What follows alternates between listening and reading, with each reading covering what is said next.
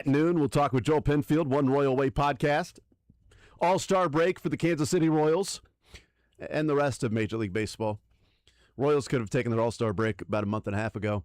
Would have all been the same. They do enter the all-star break with the best record in baseball if you flipped every single team's record. They are the best at being the worst this year, so if you're going to do that, be good at it.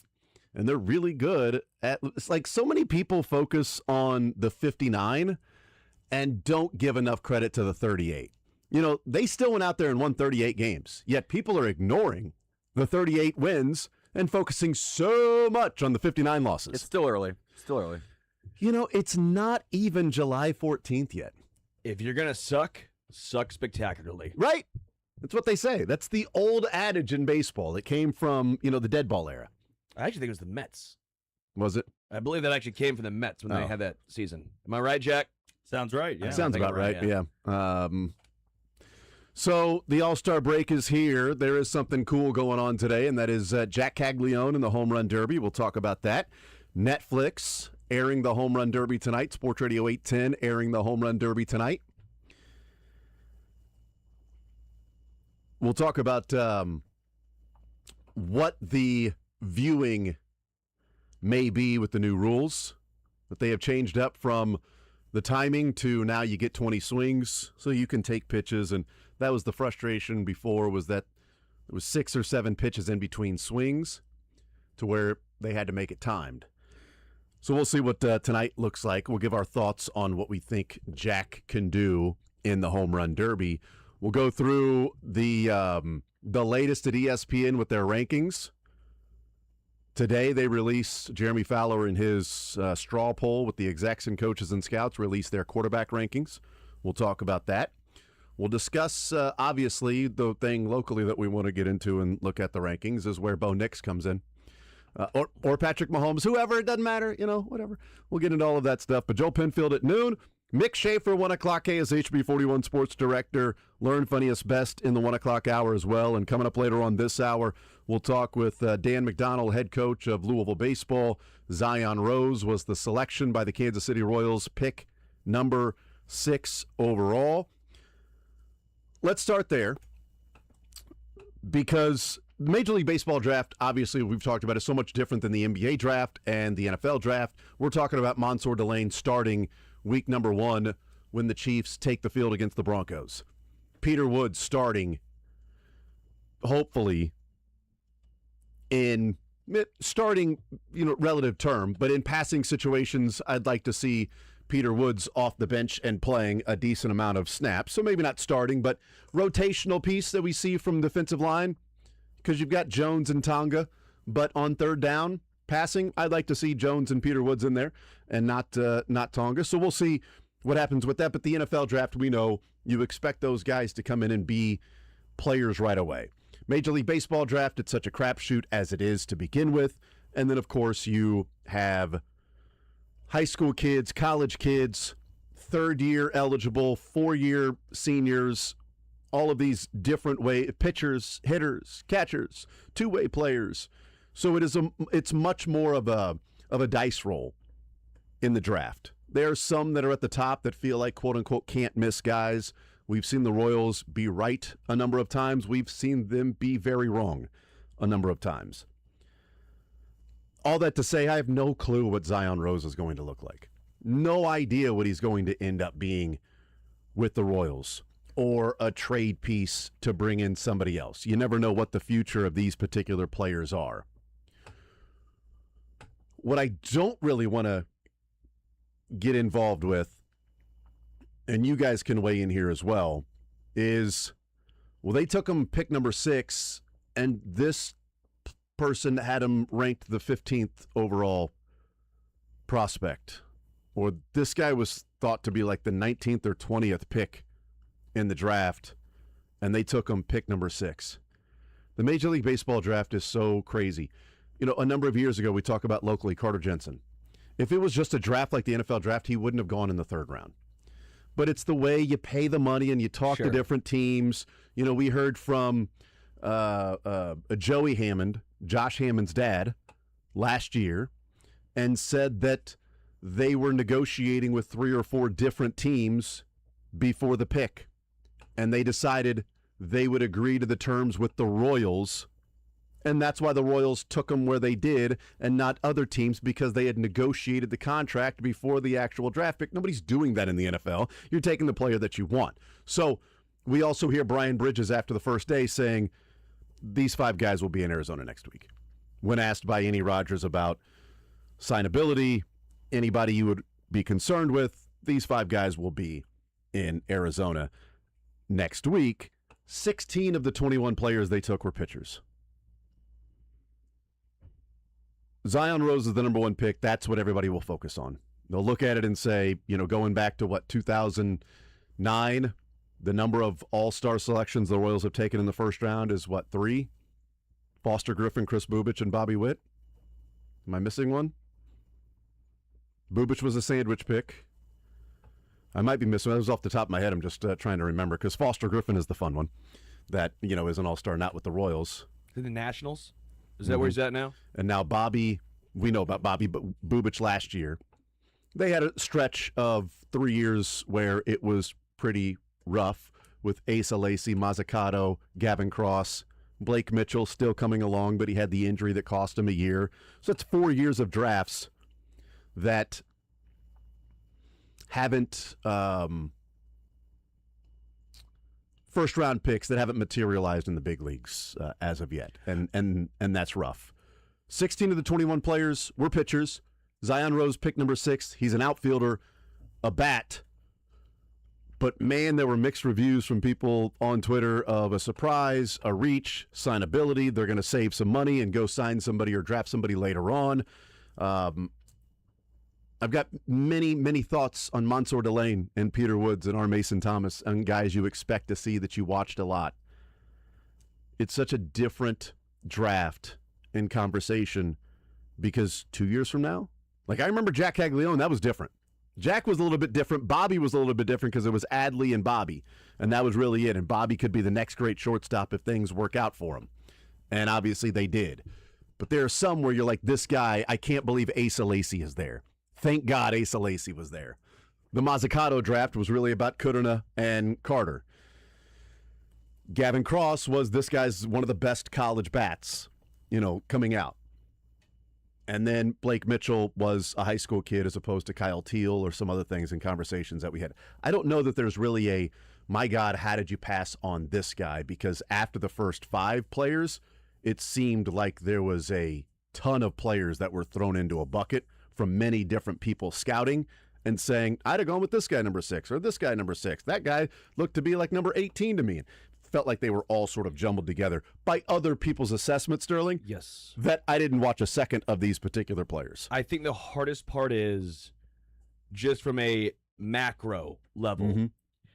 The Royals clearly still went off of what the consensus was. They are off that sort of trend. They did not go with the consensus next, even 4 players that I think almost everyone would have in the top 10. They have to get this right because they've not earned that right. The only guys really drafted recently that they've nailed were the ones that, if they didn't draft, there would have been riots. If you didn't draft Bobby Witt Jr., if you didn't draft Cags, those guys fell to the Royals. They fell in their laps, and even they couldn't mess it up. This is where I have my reservations. I agree. The baseball draft is the hardest one to get correct. It is extremely difficult. And there is so much more nuance in the baseball draft, as you mentioned, than any other draft. Same time, this has been an organization that has struggled mightily. And so when your first reaction in the first round is a guy who is not a top 10, top 15 consensus, top 20 consensus guy, there will be criticism. It's unfair to Rose. It's not his fault. He has done nothing wrong. This is his dream coming true. But the point still remains, if you are the Royals, you cannot miss this one. This is now added pressure on Rose right off the get-go. It's unfair. I'm acknowledging that up front. But when you feel like you are reaching for a guy, you better get it right when you're an organization that has struggled over the past, decade at least? Yeah, I mean it's a risky pick. There's no way that you can be outside the top 15 and you're selected in the top 10 and it's not considered to be a risk. I do feel that his non-conference injury prevented him from being a guy that's right around where Burris was, of course. I mean, the numbers at all three years in college were tremendous for a guy like Zion Rose. I mean, he's got a little bit of the power. He stole a ton of bases. The defense, I'm a bit skeptical about, but that's something you can work on, and the Royals have been able to do that with guys that don't even play positions like the outfield. Jack Caglione moving from first base to the outfield. So if they can do that, I'm sure they can turn Zion Rose into their future center fielder as long as the bat comes around. I thought, in 2024, the Royals had their eyes set on J.J. Weatherholt, who, of course, has been tremendous for St. Louis, and Connor Griffin, who's been very good for Pittsburgh as well. But when the board fell the way it did with Brian Bridges in this new regime, they went with Caglione because they thought, well, we can't pass on Caglione just because we've always been scouting Weatherholt. And I'm sure they've been scouting all those guys, but it really appeared to be that Hagen Smith, J.J. Weatherholt, or Connor Griffin was going to be a Royal in that draft class. In 2025, of course, they weren't as high, so it didn't matter as much in picking top 10. This year, I don't believe that they really thought that highly of a guy like Drew Burris. I liked Burris a lot. I feel Burris was a safer pick. He was good defensively. The only hang-up I had with him was that he's a bit smaller. He's 5'7", 5'8", and not that should be everything, but you do go across Major League Baseball and you look at the stars in the sport. How many are 5'7", 5'8", 5'9"? There's some really good players, and I would honestly just take Zion Rose being a really good player, but they clearly like this guy from the start. They've liked this guy for a long, long time, and this comes down to development here. I mean, Zion Rose is a good player. Nobody can deny that. He wasn't rated as highly as the rest, but you can turn him into a better player based on how you develop, and that's where the fear comes in, is the Royals, outside of some can't-miss guys, have not churned out a bunch of high-level prospects from the offensive side of things. Pitching side, they've gotten some guys that they've hit on day 2, day 3, and day 4 picks. The last guy that I can really remember, other than maybe Carter Jensen, of course, that was a bit of a long shot, was Vinny Pasquantino. I mean, he was a late day 2 pick. Round 13? Round 13 or round 11. 13 was Pujols. That's right, yeah. Round 11 was Vinny. 13, anybody that's past like round 4, it's round 13. Yeah. Or 58 for Piazza, whenever I was just about to say the exact same thing. But round 11 for Vinny. Yeah, double-digit round, and he's turned into a pretty great good way to big put it. league. Double-digit round. Yeah, I like double-digit that. round. But to me, this all falls on the shoulders of the Royals development team, because you can't miss on a guy like this. You just, if Eric Booth Jr. in Baltimore or Drew Burris, Lombard, I don't really believe that's somebody you're going to compare him to just because he was available. He fell to 15. So a lot of teams passed on him, and there were some clear red flags. I'm not sure what they would have been. But to me, when you had 3 outfielders in a row with Zion Rose, and then you had, or I guess 3 out of 4, and you had Eric Booth Jr. right after that, who was mocked to the Royals by many people, and then you have Burris go to the Athletics. If one of those guys turns into a multiple-time All-Star and Zion Rose can't get out of Double-A, it's maybe, I don't know if it'd be a fireable offense, but it's going to be the stain on this front office, the scouting department, because there wasn't really that need to reach on Rose. They clearly believed he wasn't going to be there at 30, otherwise they wouldn't have taken him. But I would say more than the last couple of first-rounders they've had, he's got to turn into a pretty big-time player, I would say, in the outfield. Well, the reason I don't necessarily buy into or get into the conversation of they took him 6 and this guy was ranked 16th or 17th is, I mean, if you go back to just random draft, I mean, you talk about like, Jack Caglione, but whether they're like Connor Griffin or J.J. Weatherholt and Cags fell to him. But even the year before that if you would have said, they took, Blake Mitchell at number 8. Imagine if they would have taken Kevin McGonigal at number 8. Well, he went 37th in the draft. Like, oh my God, they got this kid that was ranked in like the 30s. Like, how could you reach like that? You had Kyle Teal, you had the best prep catcher and Blake Mitchell. Like, you need somebody to take over for Salvi at some point, and you went and got a shortstop? You already got Bobby Witt. What are you doing? And you reached that high for him? And the Tigers got him for $2.8 million. And the Royals gave Blake Mitchell, $5 million. And be like, well, that's clearly assignability. And you can randomly pick guys out, right? Matt Shaw, you can go Zach Neto a number of years ago when they took, was it Gavin Cross? Oh, man, yeah, And, Zach Neto, and Zach Neto was there like, well, you took Zach Neto and he's like mid-teens and you took him with the top 10 pick. You reached.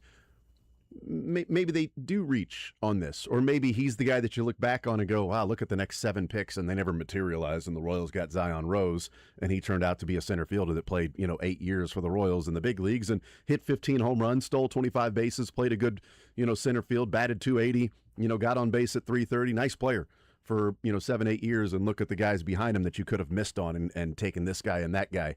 It's tough to get into that conversation about that because of the different.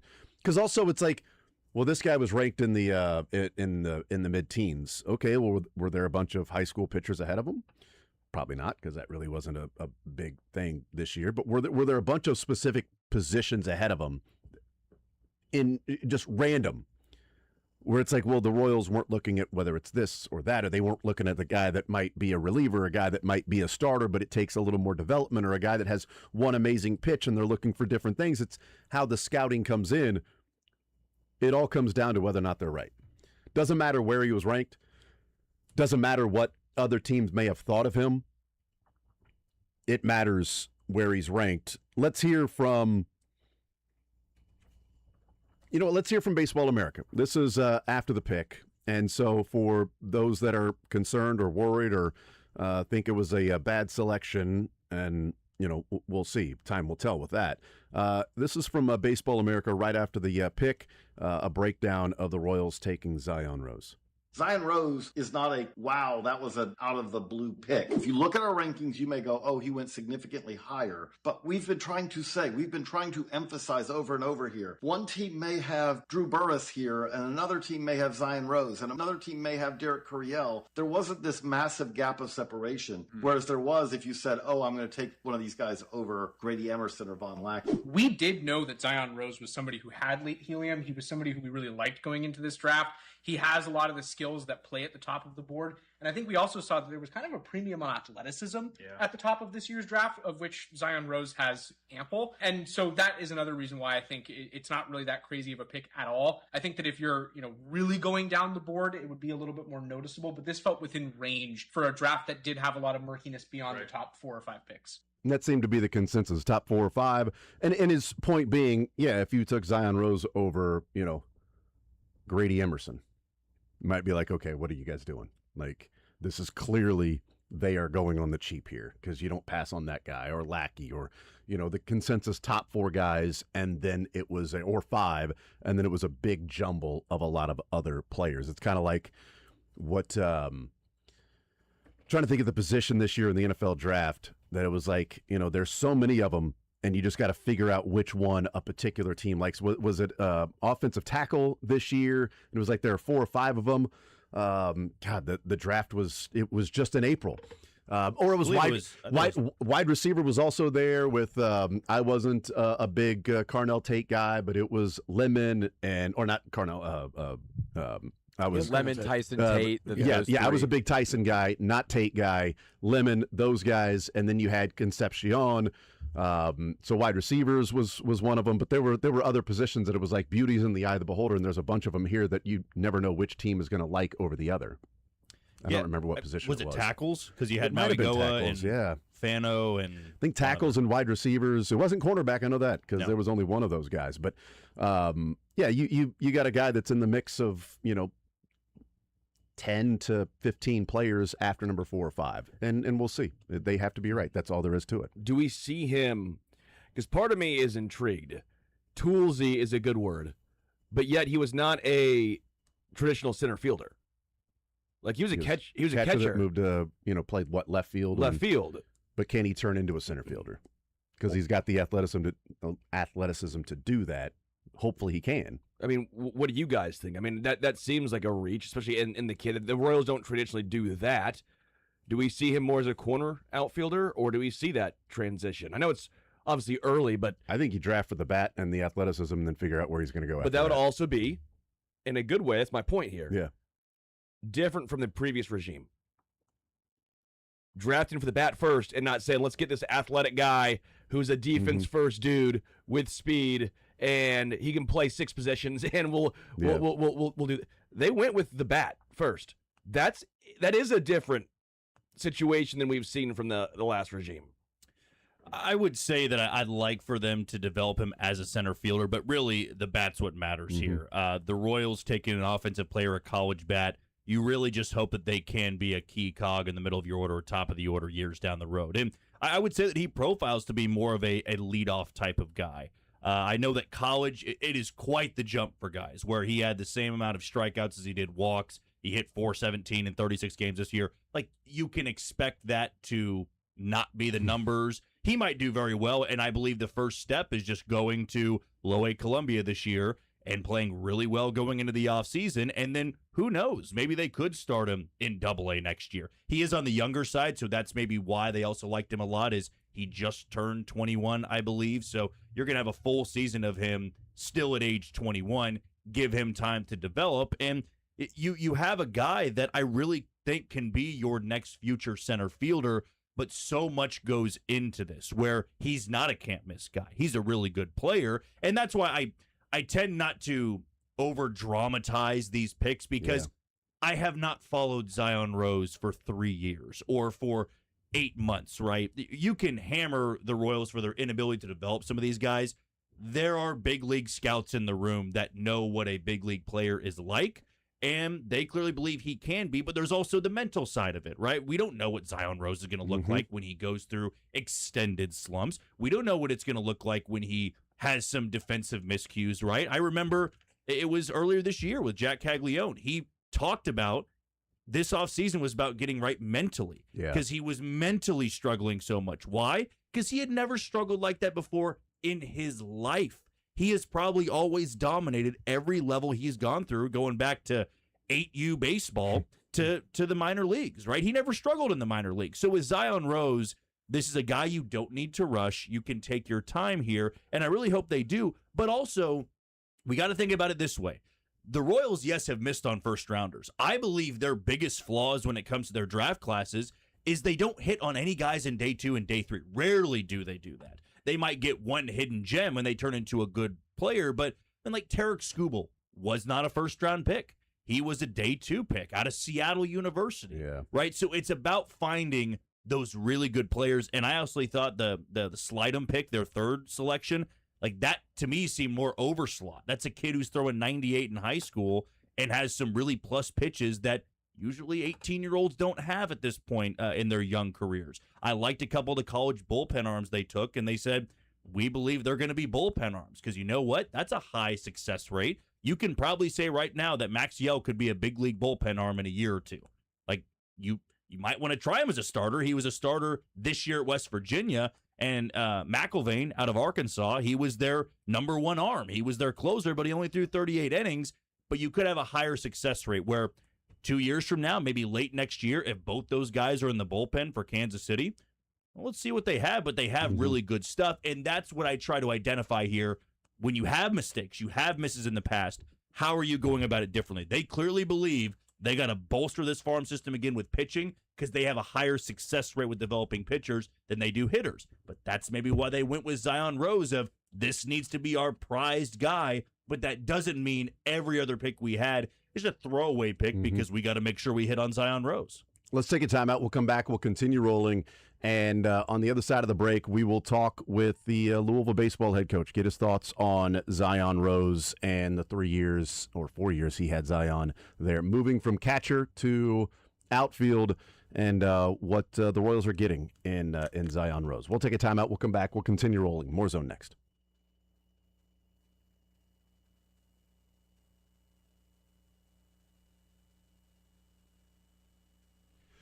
All right, man, if you're out there and you happen to be suffering from erectile dysfunction, then it is something that should be addressed, can be addressed with Heartland Men's Health. It is something that can cause breakups and arguments and depression and even contribute to divorce. And Heartland Men's Health can help you. Maybe you've tried the pills or the herbals and they have failed. Well, if that happens, Heartland Men's Health treatments work.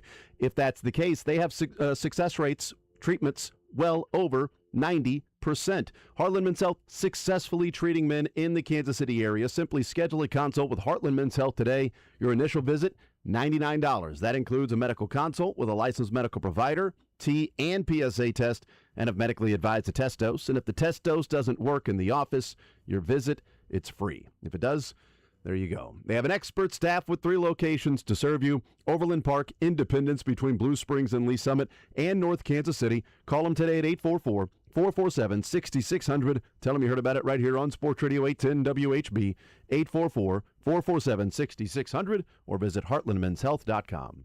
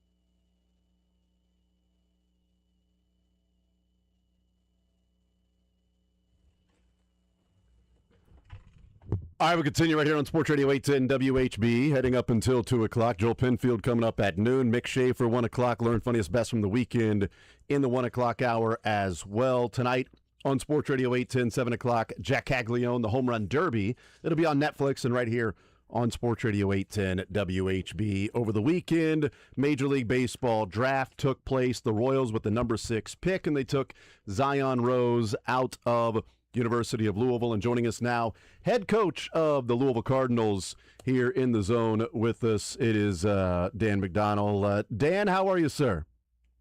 I'm great. Long time no talk. It's always good to catch up. Yes, it is. It has been a while since we've talked, and going back to our weekly conversations and watching from afar. The Royals select Zion Rose. So you are certainly no stranger to high picks in the Major League Baseball draft. So this isn't something that's a big surprise for your program. But Zion going number 6 to the Royals. We'll start off with this, Dan. What type of player are the Royals getting in Zion? A competitor. Man, this kid wants to win. I'll go on about all his characteristics, the intangibles, the qualities. But first, if you're just talking between the lines, ultra competitive, wants to win.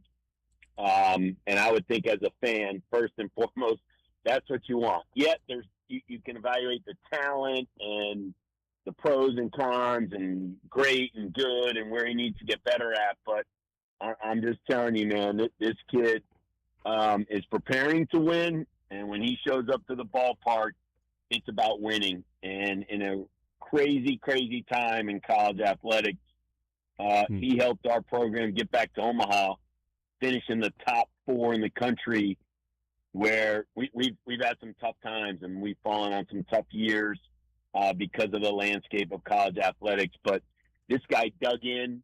This guy stayed loyal to us in an age where kids are chasing NIL and a little more money and a little more of that. Man, the loyalty that he showed, and he planted his feet and he unpacked his bags, I think it's going to go a long, long way in the professional sports world, where obviously they own your rights for 6 years, and you got to figure it out. You got to find a way, and very happy for Kansas City, and just coaching a lot of Midwest kids. I think the Royals and the Cardinals are like kind of the model of who we are as a program, and how we try to do things. Visiting with Dan McDonnell, head coach of the Louisville Cardinals. You moved him to outfield from catcher, and it's one of the things that Brian Bridges, the scouting director for the Kansas City Royals, talked about, in that this kid was a catcher in high school. IMG was a catcher. And one of his mentors that he's close with is Royals second baseman Michael Massey. And they contacted Michael, or talked to Michael Massey yesterday on the broadcast. They said, Massey said, well, he was too fast to be a catcher. So you can't have that athleticism behind the plate. So you guys moved him to outfield. Did you see early on that, okay, this guy's a catcher, but ultimately we're recruiting him to be in the outfield because of his athleticism, and the transition to outfield, what's that been for Zion? And I guess, does that go to show the athleticism and natural baseball ability to make that transition from behind the plate to playing in the grass? We were all in on him as a catcher, Okay. Kind of known as Catcher U. We got 3 catchers in the big leagues right now. Not that we don't have outfielders in the big leagues either, but it was really after his freshman year. It was a combination of, he hit at a high level. So right away he stepped in. He was super offensive as a freshman, led off for us. Great year. So, right away, okay, I can hit at this level. Now let's evaluate the defense. And where he was good behind the plate, he wasn't great. I think it was just a smart decision by he and his camp and the family. And we had conversations like, Coach, I really think I want to go to the outfield. And I wasn't pushing it. I always say, you can always go to the outfield, right? It's going to be a lot harder to come back to catching. Let's make sure before we give up on this catching thing. And he was at USA Baseball. I was there watching him. He had just caught in a game. After the game, we're standing on the field, we're talking, and he's like, Coach, I think I'm ready. I think I'm ready to transition to be a full-time outfielder. And I said, hey, you give me the green light, we'll help you. And he said, Coach, I'm ready. And so I literally walked to the parking lot. This is the summer after his freshman year. I called Coach Schneider, recruiting coordinator, and I said, hey, the bad news is we just lost the catcher. I said, the good news is we just picked up an outfielder, so you better get in that portal and find us a catcher. And, you know, I make sure I tell the fans and what people are going to be reading about him. He's only been playing the outfield for less than 2 years. Last year in the Super Regionals, makes a great over-the-shoulder catch running towards the fence. In Omaha, running in, great sliding catch. We had a center fielder who led the country in stolen bases. Last year, led the SEC in stolen bases this year. So he hasn't played a ton in center, but everyone I spoke to, I promise you, this guy can be a center fielder. I mean, in our outfield, you have to be able to play all three spots because we want them used to all the different angles, the versatility. He throws really good because of the catcher background. So have no fear. Like, this guy you're going to plug in, and whether he looks like a Mike Trout in center field or wherever, he's going to be able to play all three outfield spots. And then you talk about offensive, man, this guy competes in the batter's box, moves the baseball. You're going to enjoy watching him hit a double. You're going to enjoy watching him go first or third. You're going to enjoy watching him score from second on what you think might be a play at the plate. Not even close. Like, when you talk about speed, this guy closes 90 feet from one base to the next as well as anyone I've ever coached. Like, he plays fast. And what you like about the game now, the fast guys are getting rewarded again. 10 years ago, it was just hit the ball in the seats. We had a shift. You had poor defensive players were able to play because of three guys on one side of the field, and we weren't rewarding average. And if you talk to the 30 clubs, they probably wish there was more Zion Roses in college baseball, guys that really know how to hit, move the ball, get a guy over, get a guy in. It's a five-tool player. And so power will come. There was enough power for us, but he wasn't chasing home runs, and his speed is going to play every day. Dan McDonald's our guest. Yeah, it seemed like there was, from some of the analysts, there was a premium on athleticism in the first round this year, that some of those athletic-type players were getting a longer look in baseball now. And you mentioned, you know, one of the questions we've had is, okay, can he transition to center field? So it's good to hear you say that. I remember talking with Rusty Kuntz, who was, you know, the outfield coach for the Royals and helped the transition from Alex Gordon from third base to be, you know, one of the best left fielders in baseball and winning Gold Gloves and a Platinum Glove. And one of the things that he said about playing outfield or moving to the outfield was, he said, I can teach you different things about the outfield.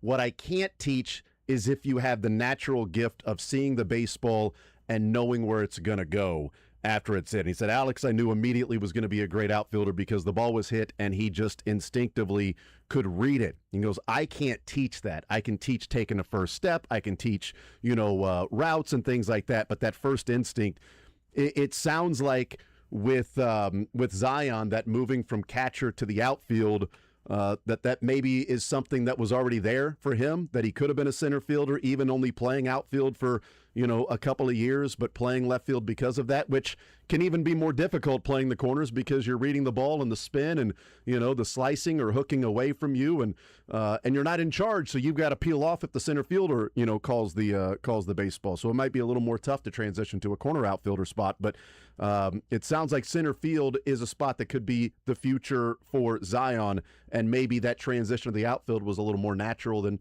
some people would expect from catcher to moving out there. Yeah, great point. Exactly. Yes, you have to have a natural instinct. You have to be able to see the ball off the bat. And fortunately, like you said, with Gordon, we've seen it here with Adam Duvall, was an infielder for us, Gold Glove outfielder in the big leagues. Tyler Fitzgerald, infielder for us. It's amazing how many of our infielders have transitioned to playing the outfield. Zion Rose got a 2-year head start that he's been what we call power shagging the last 2 years. We'd have this thing, a physical hula hoop. Think of a hula hoop that you see at a Walmart or a Target or whatever. We physically have neon color hula hoops. You have to stand in that hula hoop. And as soon as the ball is hit, we do this in BP, you have to get out of the hula hoop. So exactly, first step quickness is everything. So for 2 years, we've been working on this guy. I would make sure the fans understand, center field is not necessarily the hardest position in the outfield to play. You said it, Jason. Man, left field and right field, man, the ball coming off. In center field, the ball's always going away from you. It's always going away from you. In left field and right field, the ball could be coming towards you or away from you. And there are much different angles. It's much more challenging. You have the wall. It could be a brick wall, pad wall. You have the foul territory. In center field, you have all the room to run. And yes, you call it over anybody. You have the freedom. That's why center field is, yes, you like to have a little more speed, and they make some great highlight catches. But it is definitely just as tough, if not tougher, to play a right field or a left field. And so his speed will showcase in center, but I'm glad that we worked him a lot in left field the last couple years. And because the arm strength is just continue to getting better, he's going to be even able to play right field, in my opinion. So it's like you're getting a guy that's going to work at a high level. He's going to, I think, move quickly through an organization. And in an era where they seem to value and you're getting rewarded for these guys getting to the big leagues quicker, he's gonna be able to get there quickly if he can stay healthy. And then if you talk about the character traits, I text you a bunch of things. Yeah. In Omaha last year, 8 teams in Omaha, they give out one academic award. Zion Rose's name got called. He walked up on stage. It's called an Elite 90 award. There's a Lou Gehrig Community Service Award. All college baseball players, 50,000, there's about 50,000 college baseball players are eligible for this award. Last year, I had one of the 9 players on the team in Kamayu Neighbors. This year, Zion Rose didn't just make the team. He was the co-captain of the Lou Gehrig Community Service Award. The co-captain of 50,000 college baseball players. This guy's heart is gold. It's real. And he came out of high school with a lot of hype and a resume, and you always worry, will these kids be entitled? He was the exact opposite. He was humble, there's humility, and he worked hard. He knew he had to get better. And I promise you, he's not crossing the line in the pro ball thinking he's got this all figured out. Man, there is a blue-collar mentality, work ethic. I've said it for 2 things. One, no disrespect to any of the other big leaguers, and you got to earn it, and it's going to take time. Because I know with Witt Jr. and Caglione, but I have no doubt Zion Rose can easily be the face of an organization 5-10 years from now. I have no doubt that this guy could be on our WBC team where we need guys that move the baseball. I'm all for home runs, and I'm all for putting the best players, but you're not going to win international competition. I've coached USA Baseball by hitting home runs. It just doesn't happen in those type of events. And so the value of guys that move the ball, as we lost this year, I'm sitting there watching that game, and I'm thinking to myself, Zion Rose will be on this team one day in the future, and he's going to increase our chances of winning because he moves the baseball. Last couple for you, Coach, before we let you go. He said with the injury, one of the things that he learned, he's never been a hanging over the dugout guy, but with the injury, that's what he turned out to be, and he sort of learned that part. What's the demeanor like for him? Because there are some guys that are rah-rah and leading the cheers and the chants and the first ones jumping over the fence of the dugout or the railing to go and celebrate. There's some guys that are just sort of cerebral and taking it all in. From his own comments, it was one small little comment, but I don't want to read too much into it, but it sort of sounds like he was more of the kind of quiet leader, like a Bobby Witt, as opposed to a crazy sort of in-your-face like we've seen in the past with the Moustakas or a Hosmer that were leaders from that standpoint, which, you can do it many different ways. What's the demeanor like for Zion? Yeah, I think as a coach leaning over the railing, he looked like a coach and he acted like a coach. And it was very put your arm around somebody, talk the game, teach the game. But now I'm going to tell you, when he's playing, when he's in the batter's box, he's between the lines. It is emotion. It is, I'm playing fast. I'm playing to win. I'm competing at a high level. And so there's a ton of juice, ton of energy. So it's funny, yeah, when he was leaning over the railing, calm demeanor, quiet leader. When he's between the lines, man, it's juice and energy, man. He's playing the game fast. And he's playing with a lot of height. I think the fans it's going to be easy for the fans to like and love this guy, because it is, like I said, it's what you want to see. In my opinion, as a fan, I had the blessing of watching it for 3 years, seeing it with USA Baseball, seeing it in the regional supers in Omaha. I'm excited to watch this at the next level. Dan McDonnell is our guest, head coach of Louisville. Last one for you. About 10 years ago, we had a conversation, and I just want to give you an update to that conversation. So, little man, his 10U major team just won the Missouri-Kansas State Championship a couple of weekends ago for the 10U major division, and leading his team in batting average, plays first base, pitcher. About 10 years ago, you said he had a scholarship offer to Louisville when he was born, and I'm just wondering, about 6 or 7 years when we give you a call, is that a legally binding verbal agreement, or what's the latest with that? I might be giving you a call in about 6 years from now. I think we call that a soft commitment, right? That's kind of it's still on the table. Now we do like kids that win, right? And yeah. So it's good to hear that your son is winning. And yes, we just hosted camps this summer, 5 to 13-year-olds. I just keep reminding them, man, just have fun, man. Play the game. What an age they're at. That 10 to 12 is the best age to play the game. It's the best. It's the best. You're just out there playing because you're having fun and not worry about scouts or coaches or girls or whatever else. You're just going and playing the game. And can I share this story real quick about Zion? We have Tay Davis, the sophomore that led the country in home runs and RBIs, arguably the best hitter in the country. And so Tay is with Team USA this summer, probably the most sought after. Even though you're not really a free agent, you are a free agent. Yeah. Everybody's a free agent. And so we had heard the numbers and the offers that were being out there. And Tay, I went to USA Baseball. I'm sitting with Tay afterwards, and he says, "Hey, Coach, Zion called me." I said, "Really? What'd he say?" He said, he asked me if I was going in the portal. And I said, "No, I'm not going in the portal. Why?" And he goes, "Well, I thought I heard that." And Zion and Tay goes, "No, I'm not going in the portal." And Zion said, "Well, good, because if you were, I was about to come down there and beat the you-know-what out of you."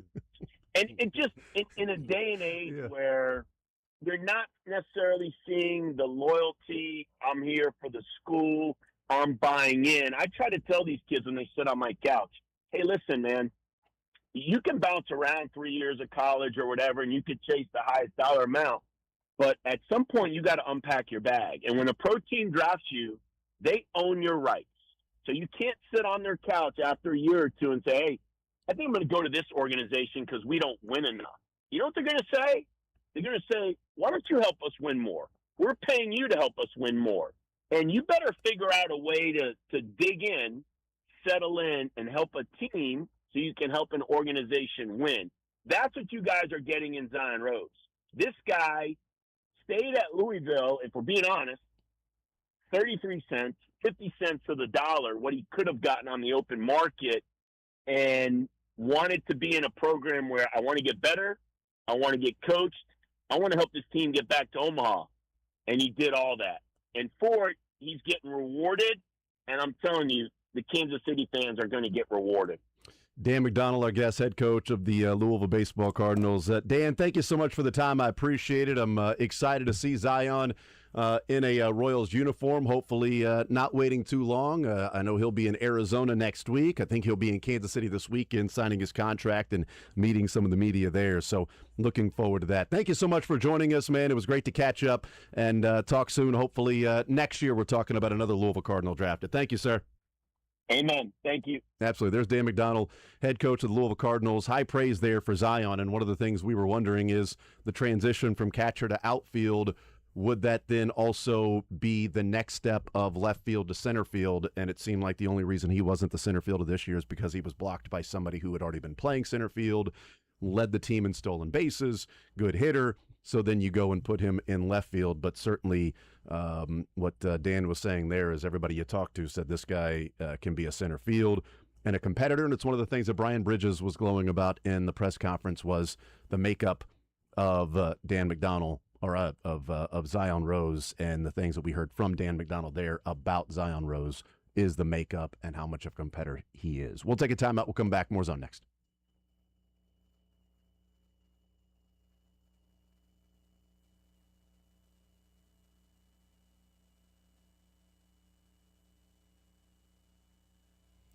Oh no, it's too hot outside. I don't want to get sunburnt, but I want to golf. What should I do? Well, the Back Nine. Go to theback9golf.com. 2 phenomenal locations, very convenient.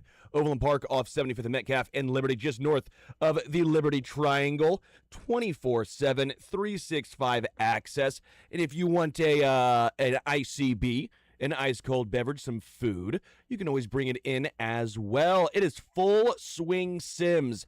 These are the best in the market. They are used by many pros. I love these simulators. They are outstanding. They come from over the top. They pick it up super, super easy. So many simulators. You try and put your ball down. You have to get it in the little area. It takes you 30 seconds. And by that time, I'm like, I just want to hit the damn ball. I just want to hit it. But not with these Full Swing Sims. Lefty, righty. I'm the idiot that's left-handed. So normally simulators are like, hey, we're not meant for you. These ones are meant for everyone. They have leagues, tournaments, memberships, and hourly. And if you're wondering, how can I play my friends? Because sometimes golfing with friends, you want to put a little extra something on it. But how do we figure out the handicap system? They are rolling out their indoor handicap. It's called the Bridge. The Bridge takes the handicap you earned outdoors and now turns it into an indoor one. This way, simulator regulars and guests can compete on level ground. It is just that simple. Great for businesses, salespeople, busy moms and dads, casual golfers looking to get better, or me in the winter trying to figure out, hey, why am I snap hooking the ball? I don't know why I'm snap hooking it, but I'll tell you this much. It tells you right away. I'm snap hooking the ball. Spin, swing speed, everything you want to know, they have. This is the Back Nine, theback9golf.com.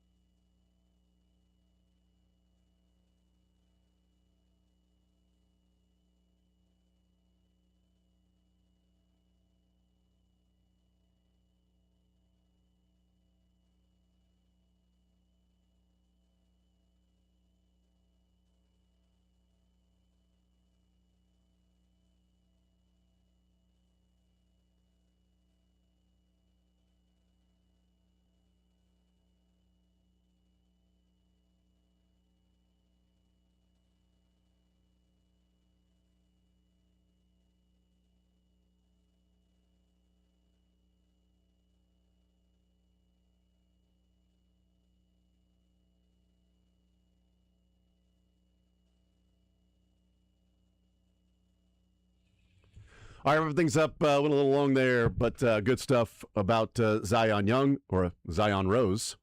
Zion Young, not a Chief or a Royal, unfortunately. What about You Zion know what? Williamson? Here's the thing, Sterling, Michael, Jack. Sterling was talking about draft Zion, draft Zion, draft Zion. It just took a couple of months later for them to draft Zion. I appreciate the Royals listening. Yes, exactly. I think that's what it came down to. Was JJ like, man, there's this guy on radio. He knows ball. He keeps saying draft Zion no matter what. Zion, so no matter Zion what. no matter what. So I guess we'll do it. There you go. The weird thing, this guy can get to the quarterback. Can't play center field, but he can get to the quarterback. He can play with his hand in the grass. He can play with his feet in the grass. He's got speed around the edge. Great hit tool. He can hit hard as well.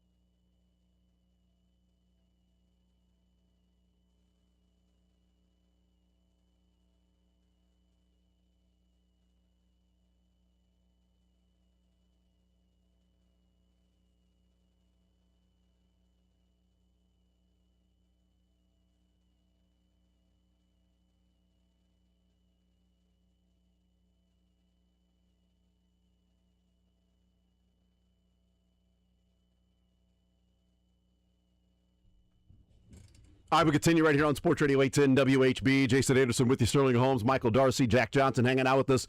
We head up until noon. We'll talk with Joel Penfield we head up with Jack until noon. Joel Penfield comes up at noon. Mick Schaefer, 1 o'clock. Learn Funniest Best today before the show is over as well. Let's talk about the Kansas City Royals. They enter the All-Star break in dead last in all of baseball. It has been a disastrous season. There's no other way of getting around it. We did this last night on the spot on Sunday Sound Off. So I'll ask you guys on the spot today. We were asked to give a grade for the Royals, quote, first half of the season. Just love that. The first half, second half, the pre-All-Star Kansas City Royals 2026 season. The grades you can do anywhere from A to F. Your typical grading scale. E. I'll tell you what Les Norman and Bethany had for their grades. What would you guys put the grade at? E for incomplete. You said A to F.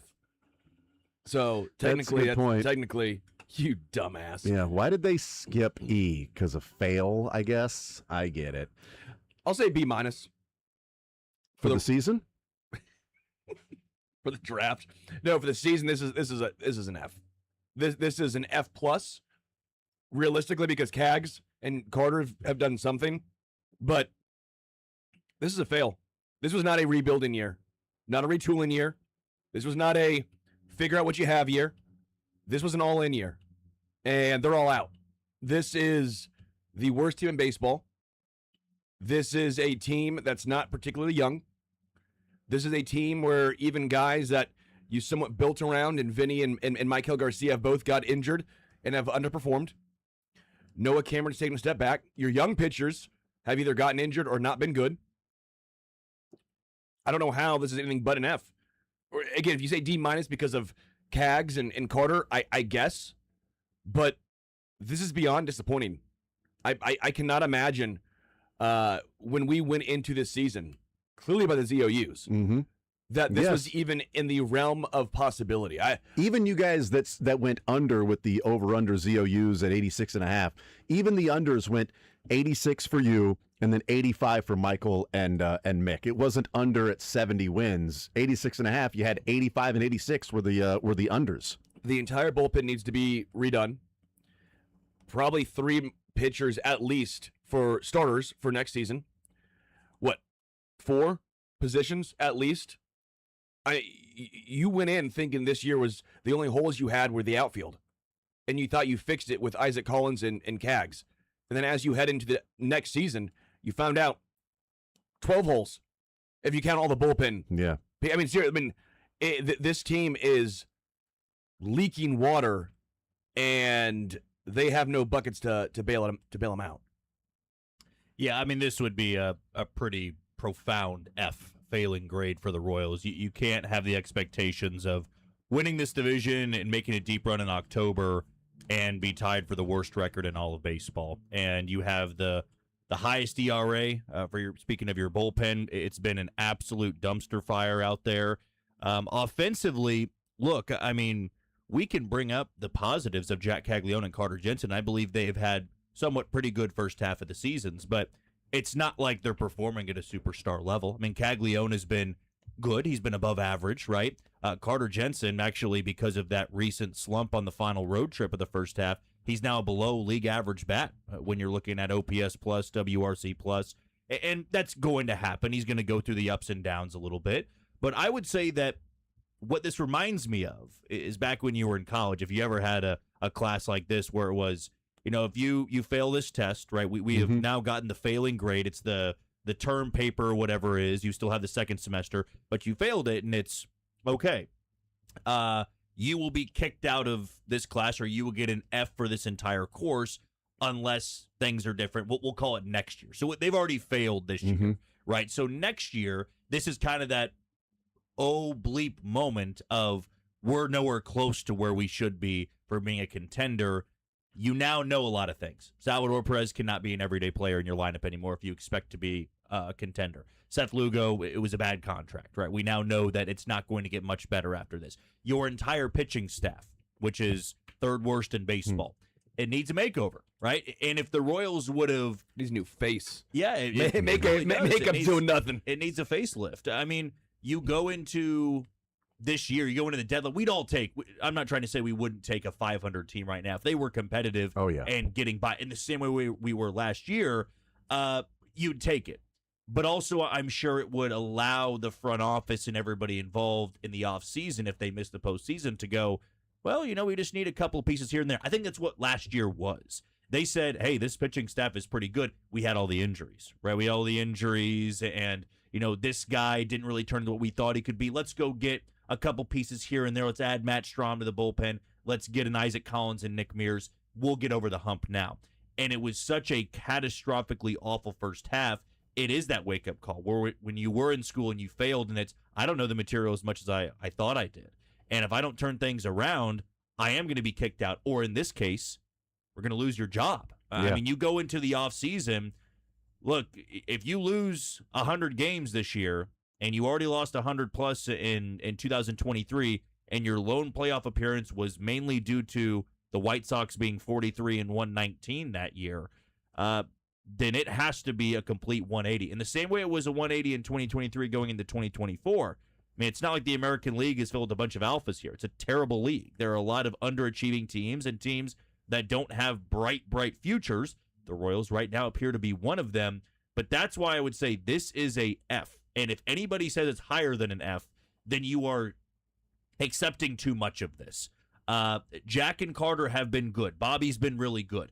But where you are is 21 games under 500. If Jack Caglione was playing like Junior Caminero, who's the same age as him, if not younger, then we could maybe say, okay, D-, because at least Jack Caglione has 30 bombs and he's going to have 50 on the year, and Bobby's playing at this level. Like, you could say D-, but he's not. He's been a good player, a good piece, but nobody really on this team has performed at an unbelievable rate that would make up for 38-59.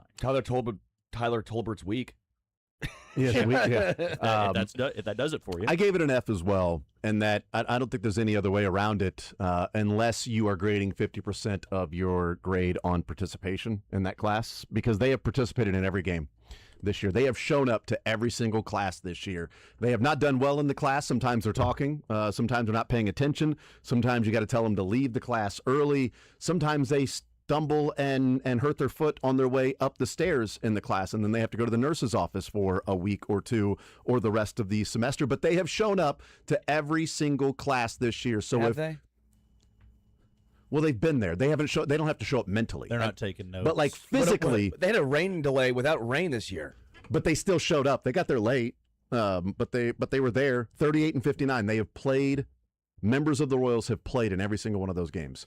That's the only way it could be more than a passing grade, is if you count participation as being part of it. They have shown up and they have facilitated the schedule. It has been a disaster, and it's a failure on so many different levels. And we can simply get into the injuries and talk about that as an excuse, but it doesn't change the fact that they're in this position that they are. And it doesn't change the fact that the injuries are happening to guys that have been injured before. Like, you can, in fantasy football, I don't know if you guys know this, but we play fantasy sports a lot. You do? In fantasy football, if you draft a team that it's like, if my team stays healthy, this is going to be awesome. This is going to be really good. I know I got value everywhere. I got some sleepers. I got value if these guys stay healthy. And then week number 2, you're like, mother bleeper, I can't believe he got hurt. And then week 4, great, that guy's hurt too. And of course, you drafted Mike Trout and yes, exactly. And you're like, man, I just needed my team. Yes, I just needed my team to stay healthy. You drafted a bunch of guys that get injured. Like, you can't then be annoyed that those guys did not stay healthy. You've relied on guys that have been injured. You can't be shocked and surprised that Reagans and Bubic and India and guys like that have found themselves on the IL. And obviously 2 of those being, Reagans and Bubic being, big pieces of that. But the guys that haven't been injured are the guys that have been out there and playing. I mean, Michael Waka, he doesn't, get injured. He's out there. Bobby Witt's been out there. Unfortunately, Kyle Isbell, got injured. But if I look at like the reason they have the worst record in baseball, like if we say what are the biggest reasons why they're sitting here at 38-59 with the worst record in baseball, I don't think it would be making an excuse if you said, well, injuries are a big part of it. If you're saying the number one reason why they have the worst record in baseball, well, you can just go through and name all of the guys that you thought were going to be in your opening day lineup and were going to be a part of this team that are missing. 2 of your starters, your closer is injured. Your setup man was injured for a while, but now is giving up home runs and runs constantly in Matt Strahm. You've got your second baseman that's injured. Your center fielder is out. Your first baseman was missing for a while. Your Gold Glove third baseman has been in and out of the lineup. Bobby even missed a few games and then came back wearing a brace. Like, you've had player after player. Your 6th pitcher, and Ryan Bergert goes down and has Tommy John surgery. You've had some guys step up, and that's been great. But because Avila has to pitch in the as a starter, he's no longer then used as maybe a guy that could have developed into a 7th or 8th inning guy. So I think injuries can very easily be, okay, the biggest reason here is that they've had a year in which you can say it's luck or unlucky or just the cluster of injuries this year that, hey, it's one of those seasons. But the parenthetical there with the injuries is something, Sterling, you've talked about, and Jack, we've had discussions about this, is that injuries, biggest reason, but injuries are happening to guys that you relied on that have been injured before for the most part. So I do think injuries are a legit reason why this team is in the position they are. But it's hard to just say injuries and then go, man, you didn't expect a guy that plays 162 every year and Bobby, is out for the year. Like, if that happened, it'd be different. We can say injuries too all we want, but even when they're healthy, they've been bad. Yeah, that was another one another bullet point that I wrote down after the injuries. But yes, get into that. Yeah, just to me, it's like, sure, we can talk about how Vinny's been injured. But in the 70 games he's played, he's right. OPSing at 653. Yeah, he's slugging 653. Is that what you said? Yeah, we wish. Oh. Like Garcia's been injured. He's OPSing at 693. Isbell's been injured. He OPSed at 651. People want to talk about his good start to the season. He's back at his career average of a 651 OPS. Salvador Perez has been healthy. That's been the issue because he's OPSing at 593. So we can talk injuries all we want, but it wasn't like Vinny was out here on an absolute heater, gets injured, and then you're like, well, there you go. Of course he gets injured. Reagans wasn't doing anything crazy, so you're sitting here going, oh, well, Reagans is pitching great. Of course he gets injured. Reagans, what was his ERA before he went down? 4.84. Bubic. Is that good? Bubic, oh my gosh. He's incredible. It's too bad he's injured. 4.11 ERA. Matt Strahm, can we find a way for him to go in the IL, please? 7+ ERA, 7.18. Like, all these guys that you're saying, well, this team's just injured. They've sucked when healthy. Injured or not, they've been 2 scoops of ass. It does not matter. I don't like injuries as an excuse right now. Either. I don't, because they haven't been good enough healthy to make that argument. I would say that it's a combination of it's a variety of things. We have to include injuries because I believe it's affected them far more on the pitching side of things than anything. Like, you've had to turn to guys like a Mitch Spence or a Bailey Falter or openers to get you through the first half of the season. And no, Cole Reagans and Chris Bubic, they weren't playing it or pitching at an all-star level, but you would have had to have imagined that over the course of the last couple of months, they could have given you a handful of starts that were pretty good, given you length where then the bullpen is not turned to in the 5th inning like it is every single time out now. I mean, they can't get any length out of their starting pitching. They're turning to guys in the bullpen who are just not big leaguers. And that's what I'm chalking it up to now. I mean, why it's gone from, 5 games under 500 to 21 games under 500, the amount of guys on the roster that are just simply not built to be on big league teams anymore. Maybe at one point in their career they were. But I would say that already what we knew about the Royals going into the year is that depth was not great. Depth was not an area of strength. And if they did experience injuries to the guys that were hurt last year, it was going to expose them. And it has in the worst possible way. Or maybe if you're going to spin it in a positive, it's exposed them in the best possible way where you have to go into the offseason overhauling a lot of this team. I mean, I would say if you're going to hang on to Daniel Lynch at the trade deadline, then Steven Cruz and Daniel Lynch might need to be the only guys that are back in your bullpen next year. Schreiber's going to be a free agent. Alex Lang has an option, but I'm sure he'd be a free agent. You've got Estevez, who would probably opt back in because he hasn't been healthy all this year, but you would need to make a decision. Are you going to trust a guy at his age with the shoulder injury to be effective anymore? Lucas Ursig, I mean, I would love for him to be back, but clearly something is going on right now where it might be a scenario where he had his really good years and now he's no longer that guy. I'm sure because he's under team control that he would be back. So maybe I'll add Lucas Ursig to that list. Even if he's back and you just put him in AAA, and hopefully he can figure it out. It's something just to have another arm there because you're not going to add 6 guys at the bullpen in the offseason. But it does need to be an area of focus of you can't keep going around acquiring guys that were has-beens that no longer have it. I mean, Jonathan Bowen in this bullpen right now would have been the best reliever by a wide margin. Yeah. I will say this. I'm not going to play armchair GM and say, oh, well, I wouldn't have made that deal. No, at the time, it was a great deal. Matt Strahm was very effective over the last 3 years. Jonathan Bowen was on a bus between Omaha and Kansas City all season long.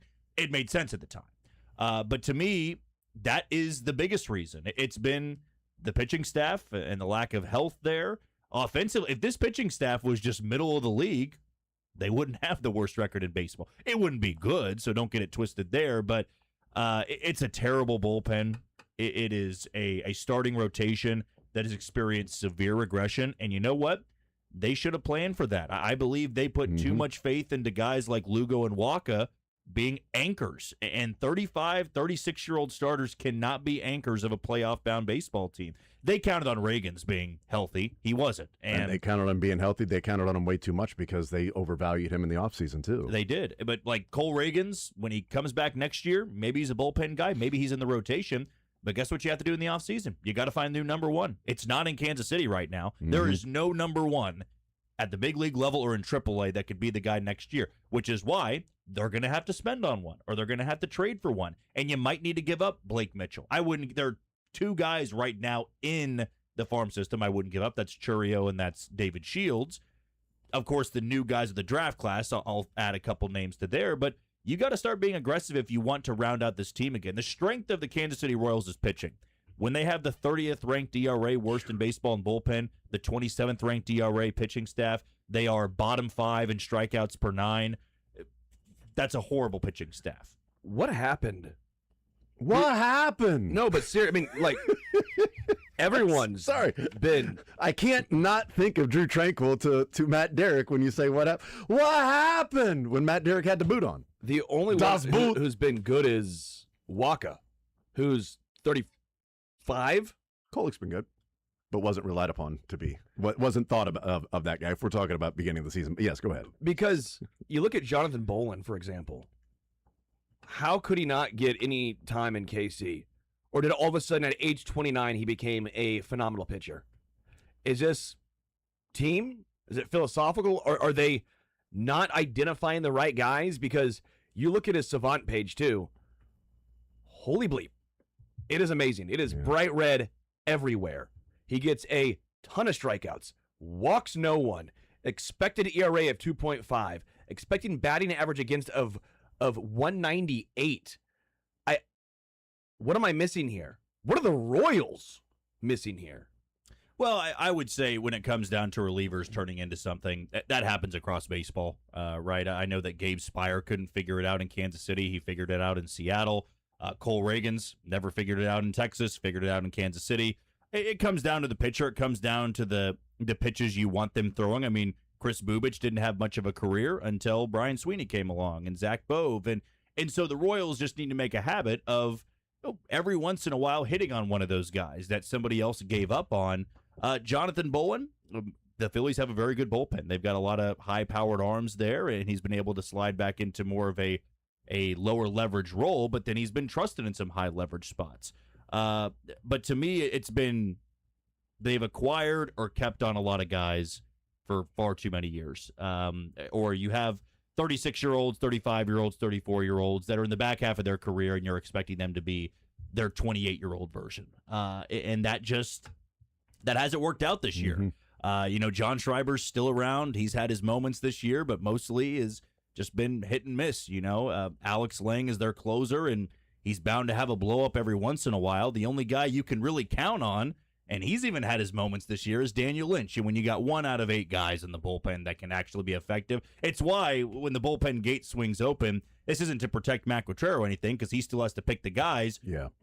Like, who do you want out there? I remember there was a lot of people last week when Alex Lang was there in the 8th inning pitching, and everybody's wondering, well, why is he in there in a tie game? And he blew up. It was a terrible outing for him.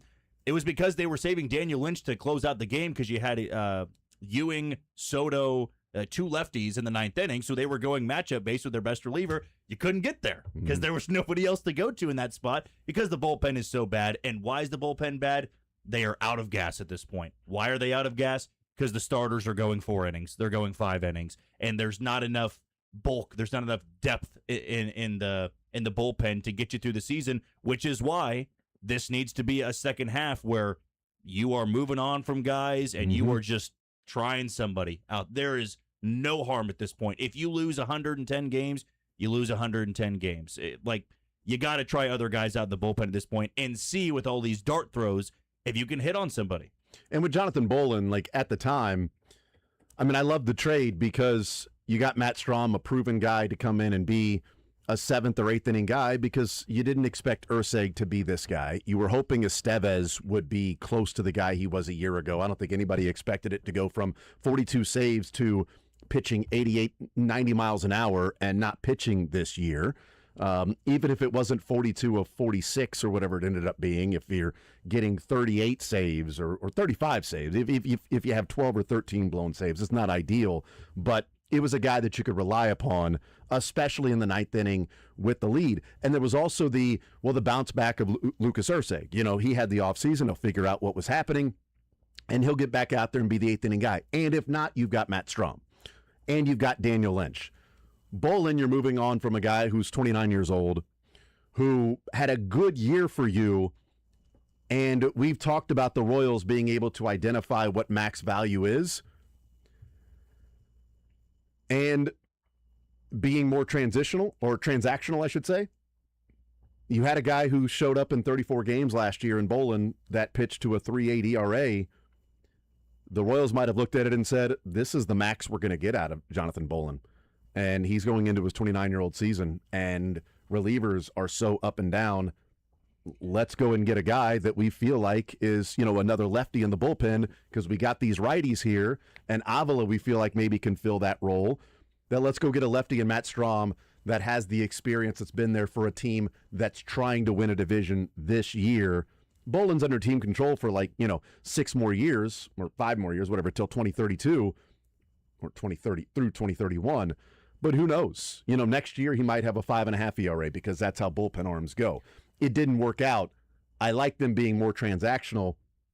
I do worry that JJ is starting to maybe get gun shy a little bit on being transactional with a couple of moves that he's made. No, I agree with that. Again, it was the right move at the time. There's no denying that we were all excited about it. I love the thought process behind it. I'm not trying to be revisionist. You're right, because it's not trying to be revisionist. Yeah. They did we liked it at the time. It made sense. It was an outlier season, you thought, for Boland. My main takeaway was why did Boland get even better than now that he's gone? And Jack, your point remains, bullpen arms, sometimes this just happens. But he gained over 1.5 miles, 1.6 miles per hour on his fastball. Why did that happen? Yeah. Why did all of a sudden he start throwing his slider 15% less and added a sweeper, and all of a sudden now that's really involved in a lot more strikeouts? Why is he walking fewer guys now? What is the philosophical reason? Is it just a bullpen arm? Or is this a case of, okay, the Phillies could identify something here. We like this guy. Why couldn't the Royals identify that? Yeah. I know we got to take a break. On the other side, I want to talk about one other point to this. We'll get into some NFL stuff, and that is ESPN put out their rankings for the quarterbacks. I don't know if you guys have seen it or not. If not, then don't look at it, please. We'll get into some of those things as well. We'll take a timeout. We'll come back, continue rolling. More Zone right after this.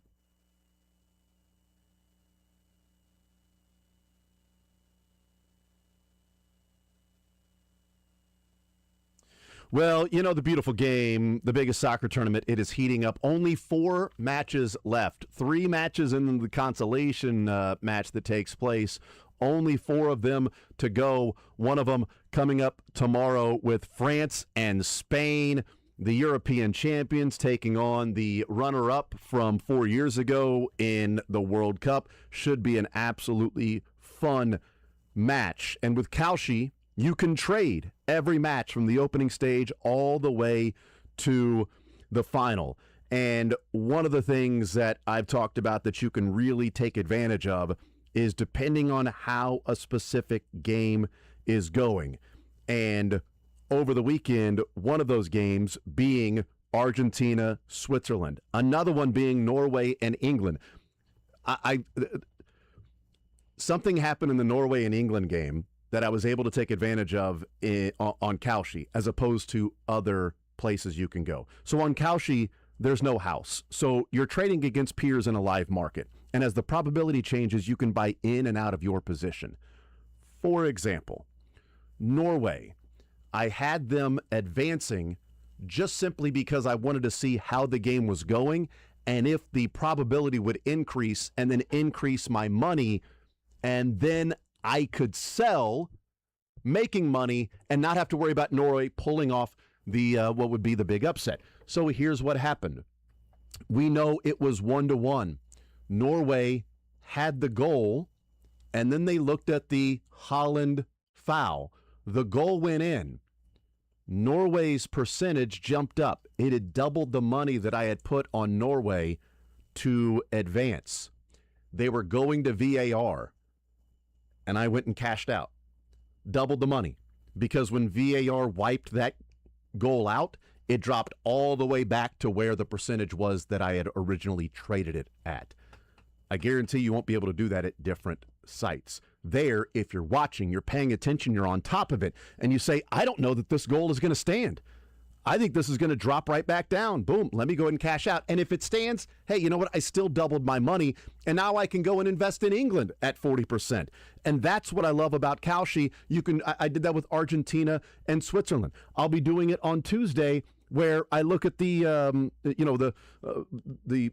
odds and, okay, well, here's what France is trading at. Here's what Spain is trading at for the world what would be the semifinals. Almost said the quarterfinals, but the semifinals. Now that we're in the Final Four here, I like to call it that. But France is trading at 60%. So you know what I'm going to do? I'm going to put money on Spain at 40%. They get an early goal, that thing starts to move up. I can then trade out and then invest in France on the other side. That's one of the ways that I do it. People can do it many different ways. For a limited time, download the Kalshi app and use code JASON810 to get $10 when you trade 10. It's JASON810. It's on Kalshi. You can trade everything from the soccer matches to baseball to home run derby to the All-Star game, pop culture, politics, whatever it is. But France and Spain tomorrow should be a fun one. It's Kalshi. Jason810 is the code. Kalshi. Kalshi. Trade the beautiful game. Restrictions and eligibility requirements apply. Event contract trading involves risk and may not be suitable for all investors. Prices, values, and available markets may differ from those mentioned. For more information, see kalshi.com/regulatory.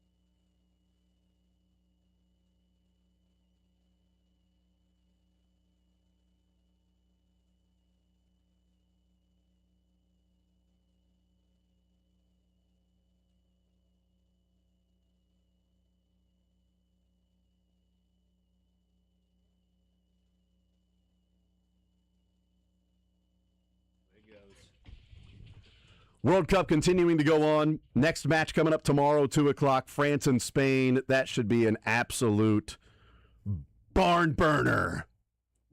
Can't wait for it, man. England, Argentina should be a fun one. By the way, this may be somebody's best, and if it is, I apologize. It may even be my best. But just as saying England, did you see yesterday the different Instagrams and Twitters and stuff from Betty Ray's in Prairie Village?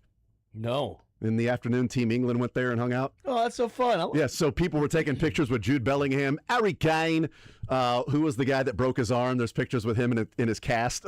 I felt bad, but I kind of laughed. Yeah, the guy that who jumped fell, over the wall and fell and broke his arm. But dude, that is such an amazing part about the World Cup. Imagine being an English fan, right? You're not over here for the World Cup, but you're at home, right? And you're watching, and you're like, just a random Sunday, the whole team is out getting ice cream, and these people that live in Kansas City that don't have the fat heads and the pictures of Jude and Harry Kane and, all the different English national team players all over their wall, and they're dreaming of one day ever meeting that person. And then these fans in Kansas City are like, oh, hey, that's Jude Bellingham. Let's take a picture. This is cool. There's Harry Kane. This is cool. And you're just taking pictures because the whole team went to go get ice cream on a Sunday at a random place. Like, when has the whole team been out anywhere in England just grabbing dinner or food or ice cream? Like, that's such an amazing part about the World Cup that happened yesterday here in our backyard of Team England with one of the stars of the tournament has been Jude. And he's just there hanging out. Jude. And they serenaded him after the match, which has got to be amazing. If you're Jude Bellingham and the entire stadium is singing, "Hey, Jude," and he's just sitting there watching it as a 23-year-old, imagine that life. I'm sure him too. He's like, all those middle schoolers that made fun of my name being Jude. Hey, Jude, that. for the 1,000th time, I get it. Hey, Jude, parents a big Beatles fan, were they? And then you're getting serenaded being, back-to-back braces, soccer terms, back-to-back multi-goal matches in the World Cup for a 23-year-old like that. But just, it's so awesome that all these different countries chose our backyard, the Algeria-Lawrence connection.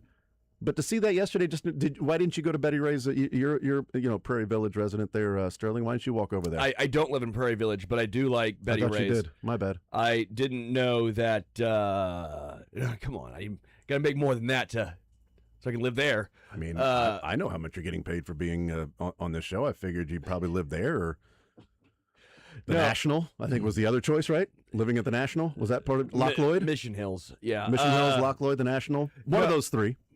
Clear misconception there. But yes, no. If I would have known, I would have driven. I would have gotten in the car and sped that way. But it was like everything was coming out after. It was because they weren't going to stay there and hang out for hours. They just happened to weird. be. They all ate vanilla because the English, they're like, ooh, this chocolate's too spicy. it's gross. It's way too. Why is this so spicy? I want vanilla. I just thought that was cool. Maybe maybe it's Mick Schaefer's best. Who knows? But that was just as a random aside as England's getting ready for the match, and they've decided to stay around here. That's awesome. So cool. It's just such a. I didn't expect that with the World Cup. I really didn't expect just random footballers, as they would say. It'd be like us here if the Chiefs in Germany, the whole team is just walking and went to go get ice cream at a random spot in Germany the day before the game. And you're like, dude, Patrick Mahomes and Kelsey and, Chris Jones and these guys are just walking down the street getting ice cream. And those kids don't know how amazing that is. It's probably the kids in England right now. Hey, you're going to get ice cream, ain't it? So ESPN has their rankings that Jeremy Fowler continues to put out, and I ask you guys not to look at it if you have not seen. I've not looked at it. Today's rankings, which is the quarterbacks.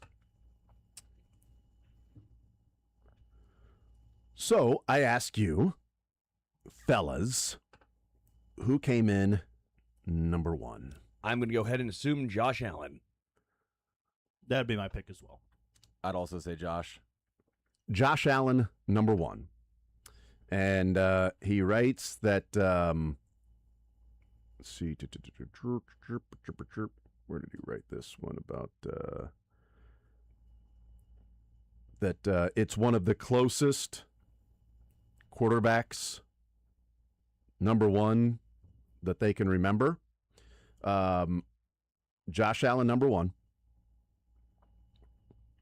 Here's what I want to bring up, though, because this is where, if it was this close, this is what was the deciding factor. You know, they have the lowest ranking and the highest ranking, last year's ranking, etc. Last year, Mahomes was number one, Josh Allen was number two. Josh Allen's highest ranking of all of the different people obviously was number one. His lowest ranking was number four. Patrick Mahomes' highest ranking, since it was that close, was obviously number one.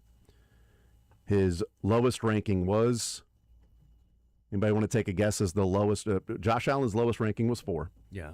What was the lowest Patrick Mahomes was ranked by one of these execs, scouts, coaches?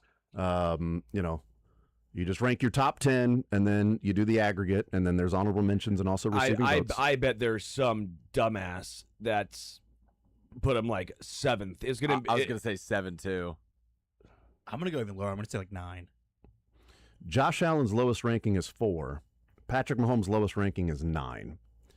There's somebody out there that ranked Patrick Mahomes as the 9th best quarterback in the NFL. And if we're saying it was as close as it's ever been between 1 and 2, I'm going to guess that the lowest ranking Josh Allen being 4 and the lowest ranking Patrick Mahomes being 9 might be the difference. Because even if the lowest ranking was 9, doesn't mean there might not have been somebody else that ranked him 7th or 8th or 6th or 5th that would all be below Josh Allen's lowest ranking of 4. So this is what it tells me, that if Josh Allen's highest ranking was number 1 and Patrick Mahomes' highest ranking was number 1, and this was as close as they can remember between 1 and 2, and Josh Allen's lowest ranking was number 4, it tells me that there were a lot more people that ranked Patrick Mahomes number 1, but then had a number of people that ranked him pretty low. That it doesn't feel like there was much middle ground of Mahomes 2, 3, 4. It seemed like there was Josh Allen 1, 2, 3, 4 around there, where Mahomes might have been a lot more of there's some 1s and 2s, but more of the 7s, the 8s, the 9s mixed in there. That's what that tells me. Probably the Raiders. Is there still that no quarterbacks? Right, because it's still the middle ground for Mahomes. Like, can he be the second best quarterback in the NFL? No, he's the best. He's fallen off. He's been terrible the last 2 years. I wouldn't even put him in the top 10. It's like it's got to be the extreme with him, and I wouldn't expect it from execs and scouts and coaches to be that wide of a gap when they're supposed to be the ones that pay more attention to what the Chiefs were asking Mahomes to do and what they were surrounding him with or lack thereof this last year. Yeah, sure, but you forget the Browns, Raiders, and Jets exist. Good call. I mean, does it feel like it's either number 1 or it's like 5 or 6, where Josh Allen, it's like consensus is 1, 2, 3, or 4, and that's just where even Josh Allen number 4 I think is dumb. So we can it's 1 or 2. I mean, we can put that out there. They're the top 2 quarterbacks by it's them and Mahomes being ranked 9 is absurd. Josh Allen yeah. being ranked 4th I think is pretty dumb as well. Well, whoever put him at 9 is probably very much putting stock into what last year was all about. I'm sure Sam Darnold's higher on that list than Mahomes. I'm sure Caleb Williams is higher on that list than Mahomes. We know that whoever put him at 9 is really putting everything into what we saw last year. But I would even go back to when Tom Brady was playing. Like, there were years that Tom Brady wasn't as good as he typically was. But nobody in their right mind would say that Tom Brady was a outside the top 5 in the NFL, even when he was in his 40s, like putting up good numbers. It was, well, that's not the same Tom Brady. Well, no, he's still Tom Brady. He's top 5. And that's where I always wonder when Mahomes broke into the league and he had an unbelievable first season. Like, it was a year that we hadn't seen from a young quarterback like that in a long, long time. But when you burst onto the scene like that and then you quickly have success, when you obviously go through more of a downward trend, you have an off year, you have a couple of off years, it's just natural for the media, for people in the sport to have that knee-jerk reaction of, oh, he's actually not as good as you think that he is, right? Because it was so unbelievable. If you've got somebody in the NBA that in their rookie year averages 30 points a game and they average 21 in their second year, you'll have people say, well, see, that's actually who they are. They're not as great. That was more of the guys that were around him, and that's always been the argument. It's been that Mahomes has Andy Reid and had Hill and had Kelsey. That's what those numbers were, that you can dedicate those numbers to those guys, not Patrick Mahomes. If he was drafted by Chicago, he wouldn't be the same quarterback that he is today. And I would always say that every great quarterback has had a pretty good system around him. You know, Tom Brady had Bill Belichick, had really good tight ends, had really good receivers. You still had to make it work with lesser players. Patrick Mahomes had to win a Super Bowl with Juju Smith-Schuster and MVS as his number 1 and number 2 targets, and Rashee Rice in his rookie season. This year wasn't good. Nobody's trying to say that based on last year's numbers, if you said, hey, Patrick Mahomes is actually the second best quarterback or the third best, you could have that argument because other guys that have been neck and neck with him had a really good year last year. But anybody saying that he's 9th, to me, it's trying to stand out a bit more, really be that. I'm sure it is that exec or that football person that was never high on him, that said, oh, it's the footwork, it's the he doesn't really have the arm talent that Josh Allen has. He's not as accurate as Joe Burrow is. He doesn't have the legs that Lamar Jackson does. I've always been down on the guy. Now you guys are all seeing it. That's who put him at 9. But when you win multiple MVPs and you win multiple Super Bowls, that's the argument you need. Like, it's not like he's been carried by every team to win a Super Bowl. He's had to win a lot of those things. Patrick Mahomes, so Josh Allen's average was 2.10.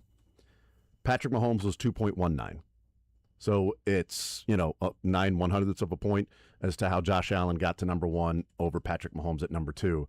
Even though Patrick Mahomes had 41.5% of the first place votes, Josh Allen got 34.1% of the first place votes. This year, more voters than usual kept Patrick Mahomes out of their top 3. 15% of all people that voted had Patrick Mahomes outside of their top 3. Whereas that wasn't the case with. But who? I mean, like it would have to be, I guess, Josh, Joe, and Lamar. But that doesn't. Yeah, anyone, that's what you would have to go with it, right? Or Stafford. Okay, but to me, it's either Josh or Patrick. I don't understand an argument for anyone else outside of. They would have had to have Matt Baker Stafford. Mayfield up ahead of him, I would imagine. I mean, right? Who's had really good numbers too, but right again, it just seems like a shock jock type of thing. I mean, the quarterbacks that are ranked ahead of Patrick Mahomes, we know of the main ones, and that being Josh Allen. Matt Stafford is number 3. Fair. He jumped in with the 17%. I think the third most first place votes went to Matt Stafford. 17% first place votes. Joe Burrow number 4. Lamar number 5. Dak number 6. Herbert, number 7. Caleb Williams, I'm sure, is going to be in here. Drake May, number 8. Jared Goff, number 9. Caleb Williams, number 10.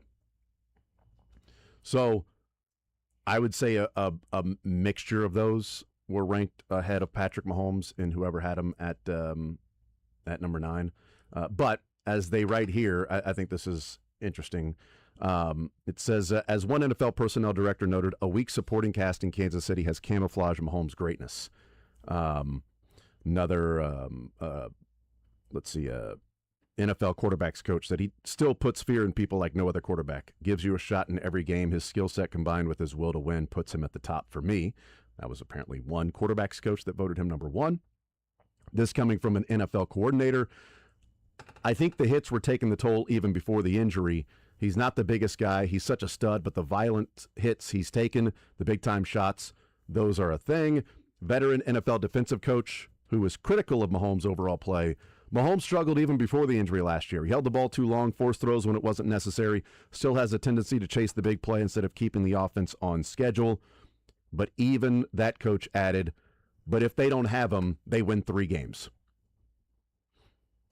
They only won 6, but no, I don't even know if they'd win 3. I don't know that they would win 3. We saw the backup play. I don't believe I don't know that 3. they would even win 3 games. And it wasn't like they played the 85 I mean, Bears. they got smoked by the Titans and got beat by the Raiders, 2 of the worst teams. I don't believe they'd win a game. Yeah, I don't think they would have won. Maybe 1 or 2. Maybe I don't think they win 3 games total. And it they went went over 3 3 without somebody him. over 5 times. Andy would have to have some. I genuinely do not believe with that schedule they would have won more than 1 game.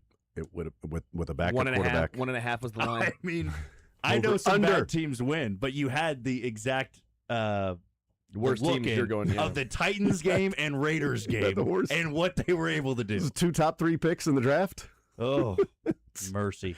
There you go. Jack, thank you for hanging out with Of us, man. I course. appreciate it. We'll take a time out. We'll come back. Joel Penfield will join us coming up at noon. Mick Schaefer, 1 o'clock. More on next.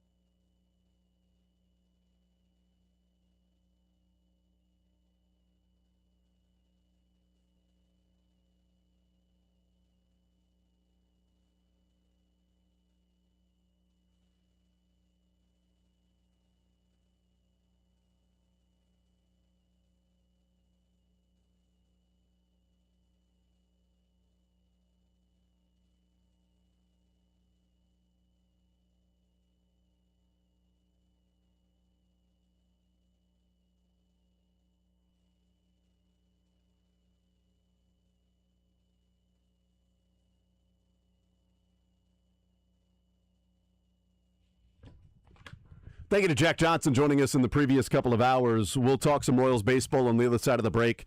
One NFL coach executive put Bobby Witt as the 9th best shortstop in baseball. I thought that was odd. I don't know who that NFL coach or exec or scout is, but they also ranked Patrick Mahomes number 9. It was as an quarterbacks. Orioles fan. Must have been. Or a Blue Jays fan that hates Kansas City.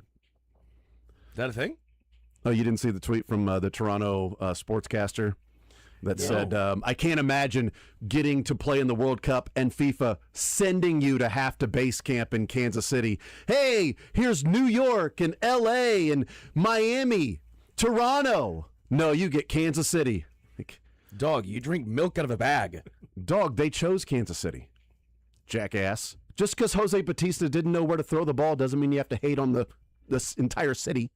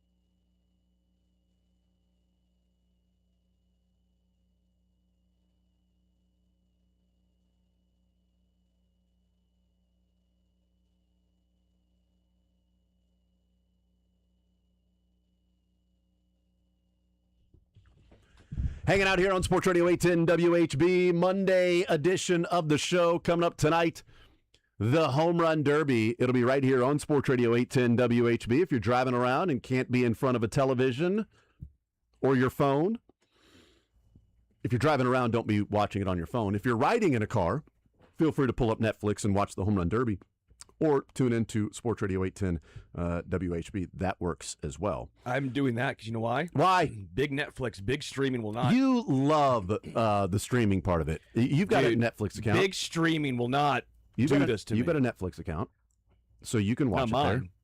Well, that's fine. Someone's. You've got somebody's. Someone's. You've got Big somebody's. streaming will not do this to me. How Okay. much money do we need to bet that Bert Kreischer and or Nate Bargatze shows up? Don't you at bleep some and point dare. in I the almost streaming? cussed out loud. If I have to see the Look, Bert I'm Kreischer fine bit with- of, no, oh, I'm look, fine I'm a with big Nate. guy. I took my shirt off. Yeah, Nate Bargatze's Nate electric. Bargatze can be anywhere he wants. He can Love be sitting Nate next to So Bargatze. me. it's not a shot at Bargatze, but No, it was. But he what it ends was. up in all of these things. But right. But what was the big one of? Not the biggest. What was one of the biggest complaints with the World Baseball Classic Japan series that Netflix bought into? So all of the games that were played outside of the United States, you watched on Netflix. Right. One of the biggest complaints was the constant cross promotions of just, oh, hey, here's a random dude that has a show on Netflix that now they're talking to Right. in the middle of a game. Also, I can't imagine this being the case here in the States, but they wouldn't allow bars in Japan to show the games for Netflix. So Japanese fans went to bars and together watched it on their phones if you wanted to watch it out in public.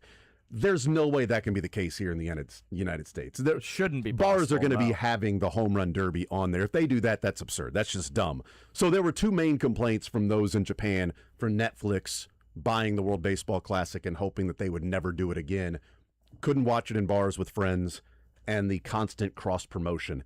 And let me tell you, tonight with the Home Run Derby is the perfect spot for cross promotion. If I see Because those were baseball games that were being played, Sterling, that they were mad about just random people in Netflix that would show up there as a part of it. This is a Home Run Derby where it's just sort of like a talk show while guys are hitting home runs. I don't need to see the Bert Kreischer anymore. You don't need to see that. Fine. I don't need to see him. Oh, look, it's so funny. For the 37,000th time, he's an out-of-shape guy who took his shirt off. Ha, ha, ha, ha. You know what it's going to be? It's going to be Bert Kreischer with a shirt off in the outfield with around the kids running and catching the fly balls. That's what I want to see, actually. Spare me. I don't want to see that. I'm just joking. So yeah, that'll be coming up tonight on Netflix. Which is why, Joel Penfield is our guest, KC Sports Network. That's not why Joel Penfield is in with us today. Which is why I think, do you think there's correlation causation with the new rules this year? So they went from being timed to now there's no time anymore. So they didn't want it to be more of an endurance sport. So you get 20 swings because Netflix doesn't have the commercial inventory and doesn't have to fit the Home Run Derby into a 2-hour window. And then the programming they have after it, Netflix is like, we don't have to do the timed. We can go back to, if they want to take 6 or 7 pitches in a row, we can do that because we don't have programming to put on right after it, and the softball game and whatever else, and get to Sports Center and all of the different ads that they have to sneak in. We're just streaming. We can go for however long we want. We don't have to worry about the timed. Let's get back to, throwing the pitches, and you can watch and see each individual home run and see where it goes. I think that's the biggest part, is being able to enjoy the 480-foot home run without them immediately having to pan back to the guy swinging again. Now you have, like, the home runs per swing very likely now increases this year. You only get 20, so guys are going to be more selective and try and go 20 for 20 if they're able. And I actually like that better. I think there was merit to trying to speed things up, not have guys taking 8 pitches in a row. It did get bad. It did, but then you also had guys like Julio Rodriguez in 22 or 23 hitting 41 home runs in the first round, which was great, but he was so worn down by the final that he only hit 18. And, Bobby had a really crazy stretch, and then he misses it by 1, right, in 24. Misses so, it by like 2 feet. Right, exactly. So I'm okay with the way that this is going to happen. It's going to be a little bit slower, but with not much else on right now, no World Cup, the NBA Summer League, if you're that much of a sicko, this is really one of the only sports on for this, for today. So I actually am okay. I mean, we can talk about whether Jack Caglione hits 9 home runs in the first round, more or less than Darren Peterson committing 9 fouls in a Summer League game. What's more? That's a topic for tomorrow. There's a chance that he can go 20 for 20 because he can miss hit balls. Darren out. Peterson can go 20 fouls in one game. I Hey, doubt listen, that. they might- I don't think so. I'll take the bet that no one goes 20 for 20. I will take that bet. I think it's possible, but I'm not. I Well, wouldn't. I think put it's money on it. it's possible. I but will say don't no one think goes it's- 16 for 20. What's the most you think that somebody hits in a round? Well, the thing is 20 for 20 because 13. you could hit 25 because your 20th swing you get to keep There's swinging. also until you- that. Yeah, I didn't want to count that. But Probably 13. I think 13 is probably the number. Over under 13 and a half, I think, is what I would I'd go put on over. the first round. I go over. Interesting. Okay. go Well, under. I'm I go excited 13 about exactly. that. Sterling, do you like the new format and the fact that you get to watch it on Netflix tonight? I hate that we have to stream it dumb. I'm never going to stop speaking out against Listen, big this stream. is a crusade that is acceptable. Yeah. I will. The Field only of Dreams game is going to be on Netflix too if you want to watch that the one. only big stream I like are the one out in nature, baby. Come on, touch grass. No, for me, I like Well, that they're they playing on grass. switch it up every once in a while. I wish it was 10 outs instead of 20 swings, though. Going because back then to you the could old get, days, you because can then see you the could Josh get Hamilton. the Josh Hamilton 2008. Yeah. I think that's the best and ideal format, but I understand they're trying something different. If it doesn't work this year, then I can see them shifting it back to 10 outs and seeing if we can get more quantity of home runs. Yeah, I just like the switch just in general. Every 3 to 4 years, go back, and then 4 years, go back to timed. Like I'm totally okay with them switch. There's not like a historical precedent necessarily. Well, what happened was I was okay with the timed when it first started. So, like, it's these things always end up getting to the extremes, right? Always. Nomar Garciaparra took advantage of the take your time out of the box and get ready for the next swing. Doug Davis took advantage of you don't have a pitch clock, so you can take your time between pitches. Like, it got to be he was a human rain delay. It was Doug Davis versus Mark Burley. Complete opposite sides of how somebody pitches on the mound. It was crazy. But as the 10 outs or however many swings would go on, it got more and more that guys were taking 3 or 4 or 5, 6 pitches between every swing just to simply get back comfortable again after taking your swing, rather than this thing is belt high right where I want it. Now I'm going to take it anyway, just because I'm still getting comfortable. I think guys started to get to the extreme of that. So they said, okay, how can we speed this up to make it more action-packed and keep it in a window for ESPN to broadcast this with Right. their commercials? Let's put a time limit to it.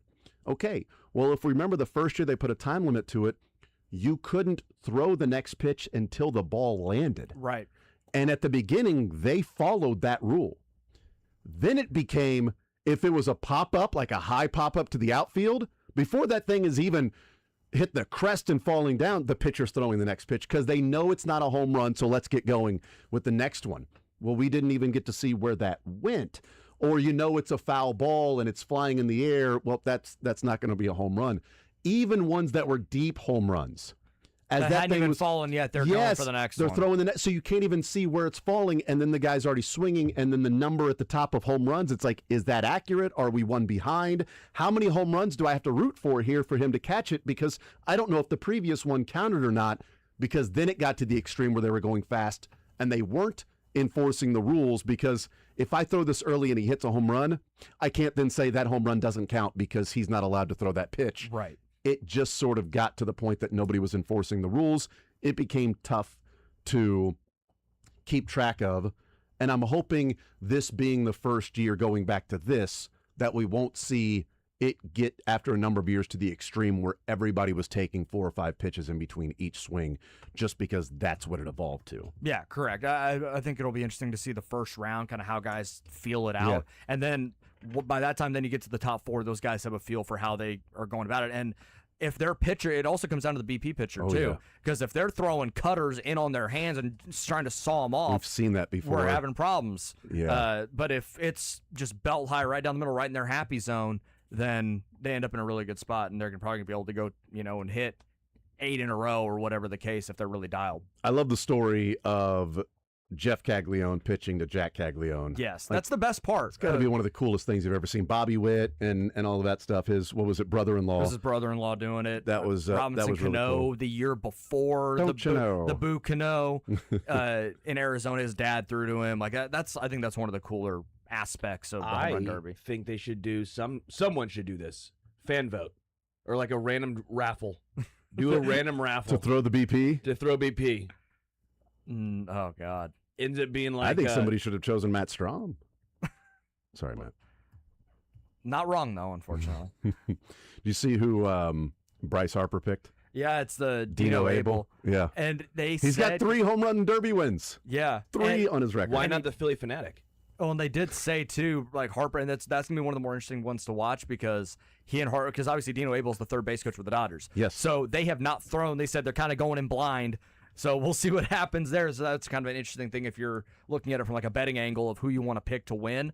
That would be like a tricky one to pick. But also the guy's got 3 home run derby wins. He And clearly, Harper will have the Philly fans behind his back. Same with Schwarber. and he's a left-handed hitter, so Philly in the home run derby is going to be more forgiving or Correct. more conducive to hitting home runs for the lefty. I It's a think pretty both. straight. I think it's both, but it's a little more. Not that it's like, oh my God, you better be a left-handed hitter to hit home run here. Not in Philly, but where's it at this year? It's in Philly. It's in Philly. Yes. Left field's pretty Pretty short. Yeah, it's not to where you're talking Comanero, about. I will say Comanero is going to have no problem hitting home runs pull side. Anywhere. He'll hit it center field, right field. It does Ball not just matter. carries there too. Because I mean, even lefts. I mean, I've living there and going to Phillies games when I lived there. Ball just seemingly flies. It does. It's weird. It's not like it's crazy above sea level, or it's not Wrigley when the wind gets behind you and it just becomes a launch pad. There's just something about Philly at Citizens Bank Park. The ball just flies. Cags last night was the 4th betting favorite. He's now the 5th betting favorite. It's Caminero 1. Schwarber at 285, Caminero 350, Murakami 600, Jordan Walker 700, Cags 800. Late money coming in on Jordan Walker. Interesting. Harper He's just 900. a big dude. I mean, he's just powerful, strong. Ben Rice 900, Wilson Contreras plus 1400. So quite the gap between the top 7 and then Wilson Contreras. I have been lobbying for Cags to be in the home run derby for about a month now, and pointed out the fact that last year O'Neal Cruz was not an all-star, but just hit tanks and the exit velocity. So because it's an entertainment show, then there's no reason that you would not at least include Cags in the mix of players to be invited. It doesn't mean that he has to be invited, but you should include him in the conversation about guys that could be in the home run derby. There's some pushback of, okay, does this now hurt Cags' swing the rest of the way by being in the home run derby? I don't subscribe to the home run derby hurting a player's swing. I think there's evidence of that. I think people go back to Bobby Abreu. Yes, that's the one that everyone goes back to. But when you look at the last, 15 years, like there are no examples or there's no correlation with it. It's just one of those things when you think about the idea of trying to hit home runs, and that's not the way that you do it in baseball. Like home runs are products of a good swing and a good process. But in this case, I actually think this is the most beneficial thing for Jack Caglione going into the second half of the year. What is the thing that Jack Caglione still does far more than he should as a 6'4", 250 power hitter? Not hit home runs. Ground balls. Roll over the ball on the ground. Yep. It's still now Ground balls. the ground ball rate has dropped from where it was last year. It was like a 50% ground ball rate in his rookie year. This year it's down to 42%. Still way too high for that type of player. So I think just the idea of getting in the cage and for this event trying to hit home runs, line drives, backspin balls, pull side, that actually made just the visual of seeing it, like going to the driving range and trying to just find your swing, that may actually be the best thing for him as we go into the second half. And I pulled recent examples from the last 5 home run derbies of guys that went into the home run derby and then went bonkers in the second half or had really good stretches. So it's a little cherry picked. I didn't pick the winners, just 5 guys that went. Salvador Perez, 2021, /269, 334, 598 in the second half of 21. Hit 27 home runs, a 143 weighted runs created plus. Julio Rodriguez, back-to-back years after doing the Derby 22-23. 2022, 303, 361, 576, 12 homers, 170 weighted runs created plus. 23, 308, 363, 578. 19 homers, 158 weighted runs created plus. Bobby in 2024, 345, 419, 635, 16 homers, a 191 weighted runs created plus. He was already insane at first. He went bonkers. And then Junior Caminero last year, runner-up to Cal Raleigh, 282, 338, 589, 22 home runs, a 152 weighted runs created plus. And it also didn't hurt Kyle Raleigh because he went and hit 60 of them. It clearly affected him this year, though. Something, yeah. The weekly home run derby he did in the offseason, that's what affected him this year. I went and looked at just Bobby specifically. Yeah. And so right along the lines that you're talking about in 2024, and looked pre and post home run derby for Bobby. 97 games pre-home run derby. Slash line 323, 369, 558. So he had a 928 OPS. He had 16 home runs in those 97 games, which would pace to being 27. He had 24 doubles, which would pace to being 42. He had 71 strikeouts, which would pace to be 119. Okay? After the home run derby, the numbers you gave, OPS over 1,000. So that's 130 more points than post home run derby than pre home run derby with his OPS. In 64 games, he had 16 home runs, the exact same number that he had in 97 games. So those 97 games would come out to a pace of 27 home runs. Post home run derby, pacing for 41 home runs. Mm-hmm. Okay, so that then sacrificed other things. You're right, doubles. He would have been pacing for 42 doubles before the home run derby. After the home run derby, he would have been pacing for 51. He hit more doubles. He hit more home runs. Yes, but if you're swinging like that, you're probably striking out more. 71 strikeouts before the home run derby, pacing for 119. Post home run derby, 35, pacing for 89. Strikeouts went down. Walks went up. Doubles went up. Home runs went up. Batting average went up. OPS skyrocketed 130 points for Bobby after the home run And derby. Bobby's still a guy that just doesn't pull the ball in the air enough for a guy with his type of raw power. But also, Bobby's not a guy that you would go, oh my God, I don't want him hitting there just trying to hit home runs. Yeah. I want Bobby just hitting the ball hard, not looking for home runs. Jack, I want looking for home runs. Yes. I want Jack to pull the ball in the air to the right side. They did. I guess pulling the ball in the air to the left side would be odd. Well, they did home run derby practice on Sunday before the game in Baltimore, and Joel Goldberg said he was one-hopping or hitting the warehouse on Utah Street with regularity. Yeah, I was. Does he hit a home run 500 feet tonight? I think it's good. I'm going to say no. I think it's going to be like 470 or 480 ends up being his max. I was going to say it's 477.5. Does somebody hit? Does somebody hit a ball 500 feet? Man, Schwarber might. Murakami might. Jordan Walker, I just think is so strong too. Caminero, I don't think Caminero will hit 1.5, but he's going to hit 5 or 6, 465. I was going to say, plus.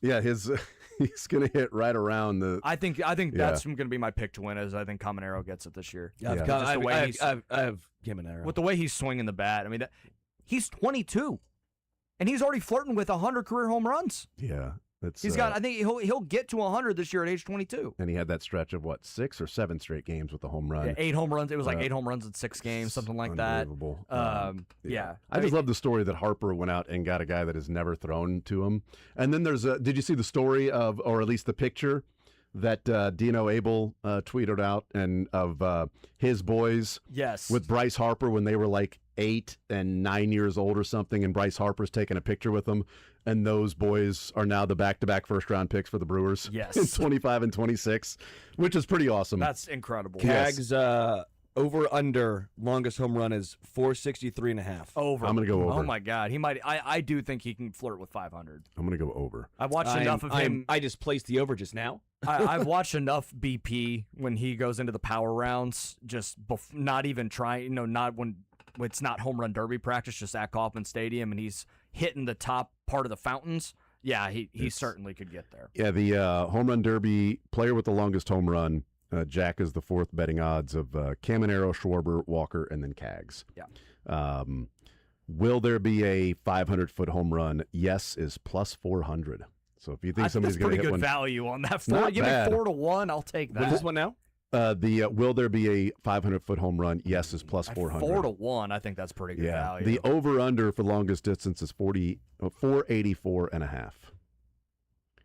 484.5. Man. That's right there. That's right there, man. Will the home run derby record distance be broken? 521 plus feet. No. Yeah, no is minus 5,000. So there you go. Oh, man, you can even bet on exit velocity. Player to hit the highest exit velocity home run. Caminero, Walker, Kaggs, Schwarber, Contreras, Murakami, Harper, and then Ben Rice is the eighth. You're picking Caminero tonight? Yes.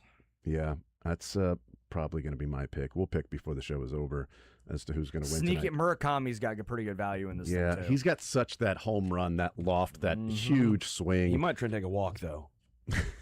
He might strike out also. He might also be most Yes. likely to swing and miss at a pitch. Yes. That's a good call. Will someone swing and miss at a pitch? That should be Murakami, a bet. Yeah, that would be awesome. Murakami, yes, minus 150. How many times does helmet fall off his head? Yes. I wanted to get a couple. I didn't think we'd have this much fun talking about the home run derby, which I like because it's better than all the Also, other real things. quick, what's really funny, I'm sure the White Sox are terrified. He just came off the IL on Friday. That's And right. he's going to the Derby. And he's going to the Derby. But I don't think they would have given him the green light to do the Derby if they didn't think he was 100%. No, I know, but he literally just came off the IL on Friday. Yeah, he and Vinny. Zion Rose, pick number one. Yeah. Like it, hate it, indifferent. Jury's out. I like the player, and Okay. I want that to be. I say that up front because I am not as plugged into the draft, admittedly, as I was in previous years. Jared Perkins and Kevin O'Brien at Royals Pipeline, also on Kansas City Sports Network, they did all the stuff for the draft. They loved Zion Rose at pick 30 because they thought that was going to be probably in the range that he fell. We were live on Saturday doing the draft. We see the pick come in from Joe Doyle, who's at Overslot Baseball, and was kind of tipping picks. He's as plugged in as anyone, and he had the Royals taking Eric Booth Jr. That was the intel that he had, and so that's the pick we start rolling with, and he gives the whoa, hold on, it's Zion Rose, and we're all catatonic, like could not be just because we got pump faked, and it was shocking because I don't think any of us thought the Royals were going to underslot at that pick, which is not a bad thing, and I want that to be in front. Maybe those that don't follow baseball as closely and are driving around listening. When we talk about underslotting, that does not mean the Royals are cheaping out on a pick. That just means they're moving the rest of their bonus pool money around to future picks in rounds 2 through 10. So they're saving a little bit getting Zion Rose, but this is not like when they underslotted and took Frank Mazzucato in 2021.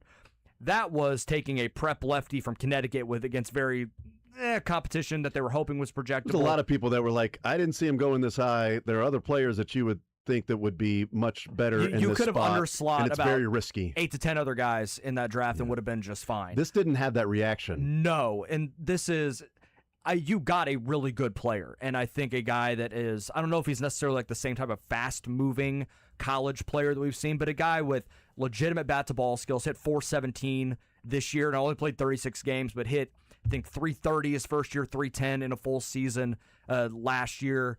For Louisville, helped them get to the College World Series. Legitimate runner, a really good twitchy athlete, learning the outfield. He came to Louisville as a catcher, moved to the outfield. So there's still some room to grow defensively. That's one of the kind of the warts on his scouting report, but he's coming to Kansas City. I would imagine special assignment coordinator Rusty Kuntz goes to Quad Cities immediately after Zion Rose gets there to work with him. I don't know if he's a center fielder yet, but given the type of athlete he is, I would not be shocked if he ends up in that spot.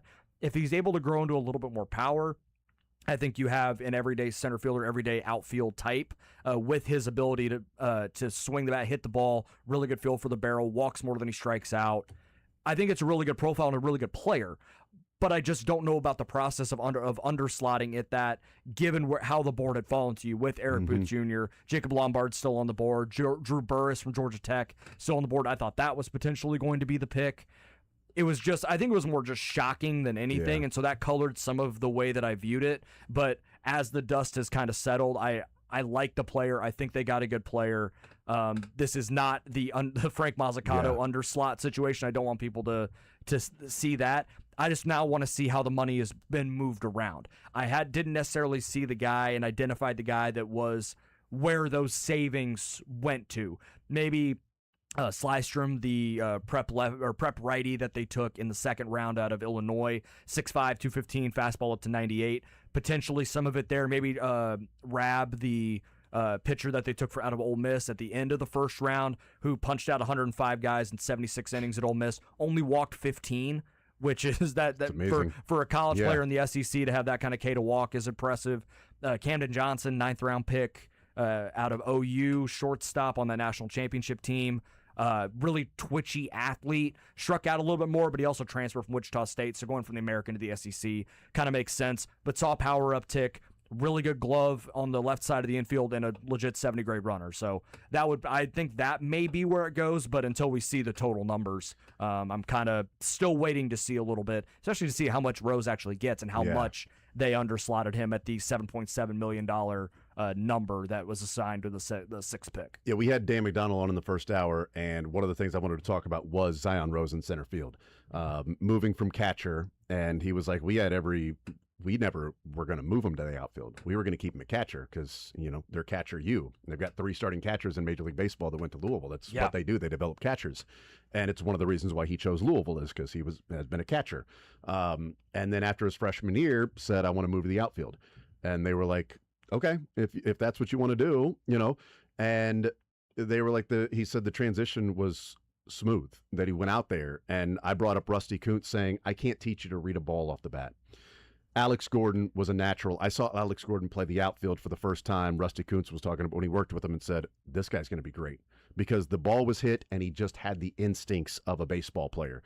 And Dan McDonald is not going to say that he sucks, but he was like, no, he has that. The only reason he didn't play center field for them the last couple of years is because they had a center fielder that led the team in stolen bases and was faster and had played the position overall. He goes, but he's a center fielder. Right. Which makes me feel even better about it. If the numbers that he shows with the bat is a corner outfielder, it's better than what the Royals have if he makes it to the big leagues. But if that's a center fielder, I feel much better about that particular pick if Zion Rose can transition to center and play it at a decent clip. Yeah, it's a little bit different to have a guy that's 10 to 15 homer power playing center field with a plus glove versus 10 to 15 homer power playing in a corner. Right now, if he's hitting 315, then maybe we're having a different conversation. It's more Andrew Benintendi-ish than the prototypical corner outfielder that's out there mostly for their bat. And how often do you get a big arm? I mean, if you were to have in a few years, if he is playing center field, and they keep Kaggs in right, you'd have Kaggs, arm, and then you've got Zion, who's got an amazing arm as being a catcher in center field. How often do you get a stud arm in center? Usually that's going to be a corner outfield spot. Correct. You can get that, but those are typically faster guys that don't exactly have the velocity behind the throw. So if you're dreaming the dream of 15 to 20 home runs and 20 stolen bases and playing a good center field and has a great arm, playing next to wherever, if Kaggs is out there or not, that would be great. We'll see what ends up happening. So you've got Caminero tonight for the home run derby. Yes. All right. We'll see what. How many does Jack hit in the first round? 14. I think he gets to the Final Four. I think he hits 14. All right. There you go. Semifinals for Jack at least. His over/under is like 8.5. Yeah. Then take the over is what he's saying. He's saying take the over. Wow. He's saying pound he is the over. built in a lab for this event. He was built in a lab, though. Just about. That was crazy. The baseball lab is right around the corner from here. You can go there and get built as well. Joel, you're the man. I appreciate you, brother. Appreciate you guys. Joel Penfield, One Royal Way podcast. Great stuff there. You can go back and watch the reaction and the live show that they had about the draft and see what their thoughts are on Zion and the other picks that the Royals had there. Understand that my view on Zion Rose is very different now than it was live, so just take that with a grain of salt. So you see the initial reaction, and then you can listen to this one Exactly. to hear the grain of salt that went along with that. We'll take a time out. We'll come back, continue rolling more Zone right after this.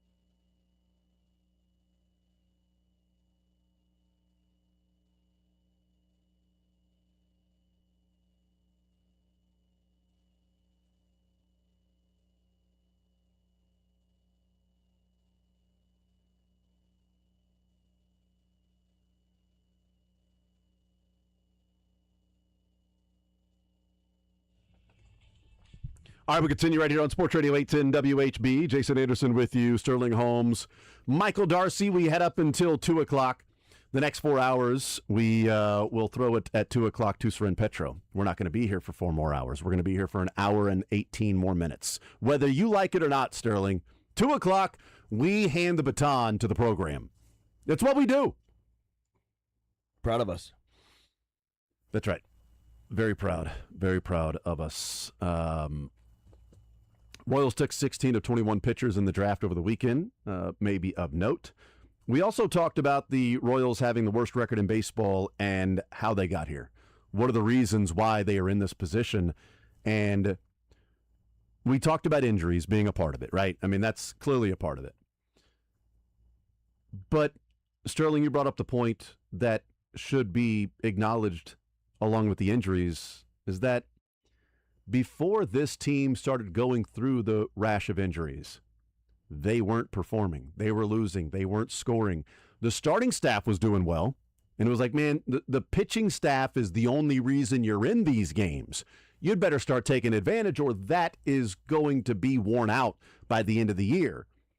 And it's worn out before the All-Star break.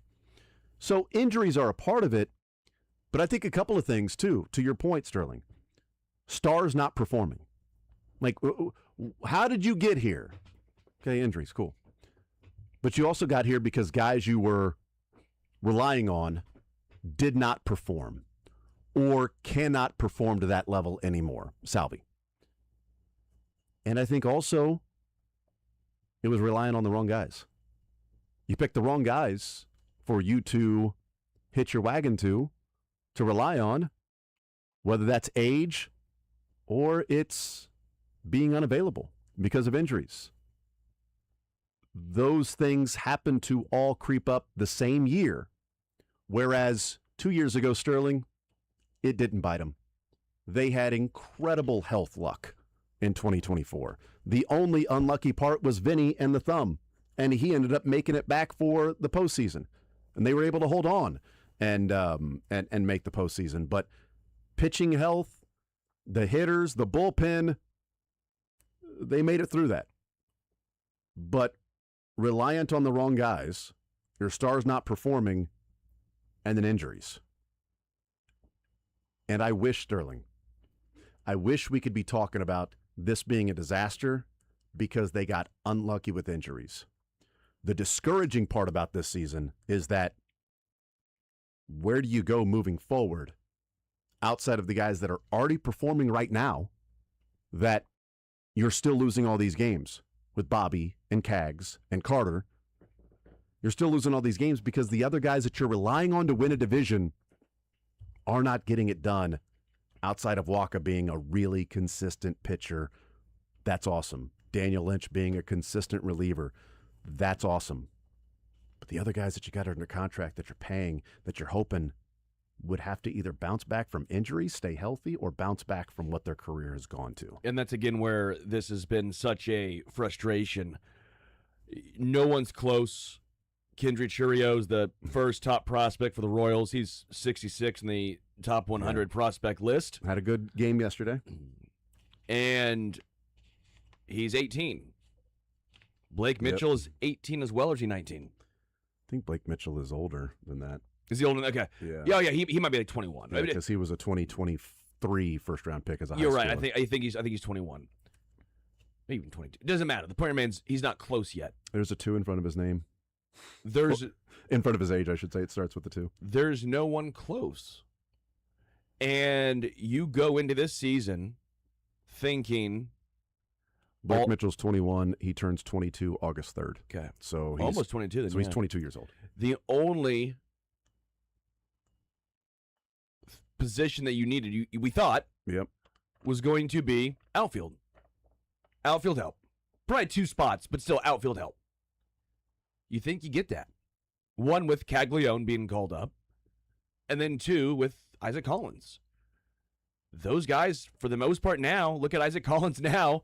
If you said he would have had, I think it's a 709 OPS at this point. I mean, yeah. Shocker.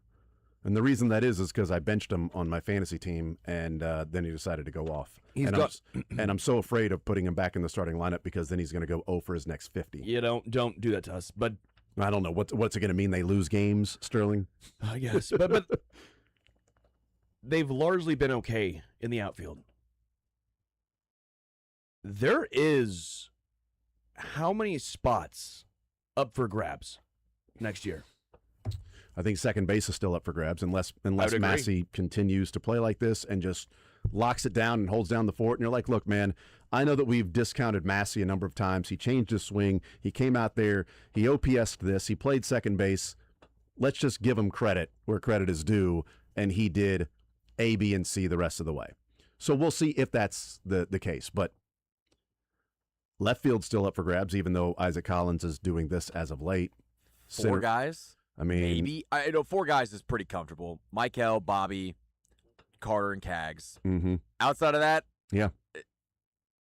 I mean, first base can be had by Cags if you get a stud right fielder. Yeah, I mean, Vinny's Vinny's safe, contract, all that stuff, but how much can you count on him? Yeah, pitching staff wise, but Vinny's job as the starting first baseman isn't safe.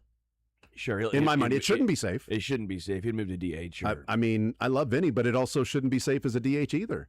Like, until the bat comes around and shows more consistency, and injuries are part of it. And last year, he is coming off a 30 and a 100. So that was in 2025. So is it safe?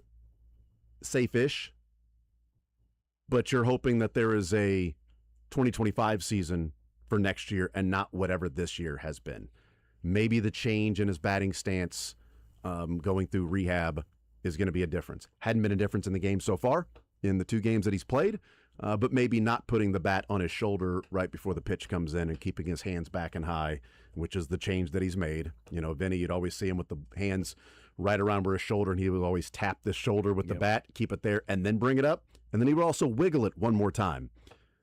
In AAA in the rehab assignment, he's bringing the arms there. He's not putting the bat on his shoulder, and he's not wiggling it one more time before swinging. Maybe he looked at it and said, too much movement, too much stuff going on. Let me simplify it. Just take bat to ball, hands to ball, call it a day. I don't know. Maybe that works. Maybe it doesn't. But I can't put Vinny in the next year at this time, Sterling. Like, not at this time, but next year preseason, I can't go and look at the team and go, well, Vinny's your first baseman or your DH, so go ahead and lock that up. Call it a day. I'm not going to do that. I'll do the that. Royals will, though, and that's where I think I'll do it with Carter, Bobby, and Cags, and Michael at third. I think what we're looking at next year is, if you told me bet on what the Royals lineup looks like next year, I think you're looking at Vinny, Massey, Bobby, Garcia, Carter/Salvi. I think you're looking at Collins. I think you're looking at Cags, and I wouldn't be surprised if you're looking at Kyle Isbell in center field. So do you want to pencil them in for 95 losses now, or do you want to wait? That's a little my point. Because That you're team right. Sucks. That team legit. I mean, it sucks. It's the same thing. It's the exact same lineup. But do you expect the Royals to do anything different? This is what they've shown us. I bet Lofton will still be the utility player. You might still have Tyler Tolbert. Do you expect them to do anything different? That's I think where my frustration lies, and why it's such a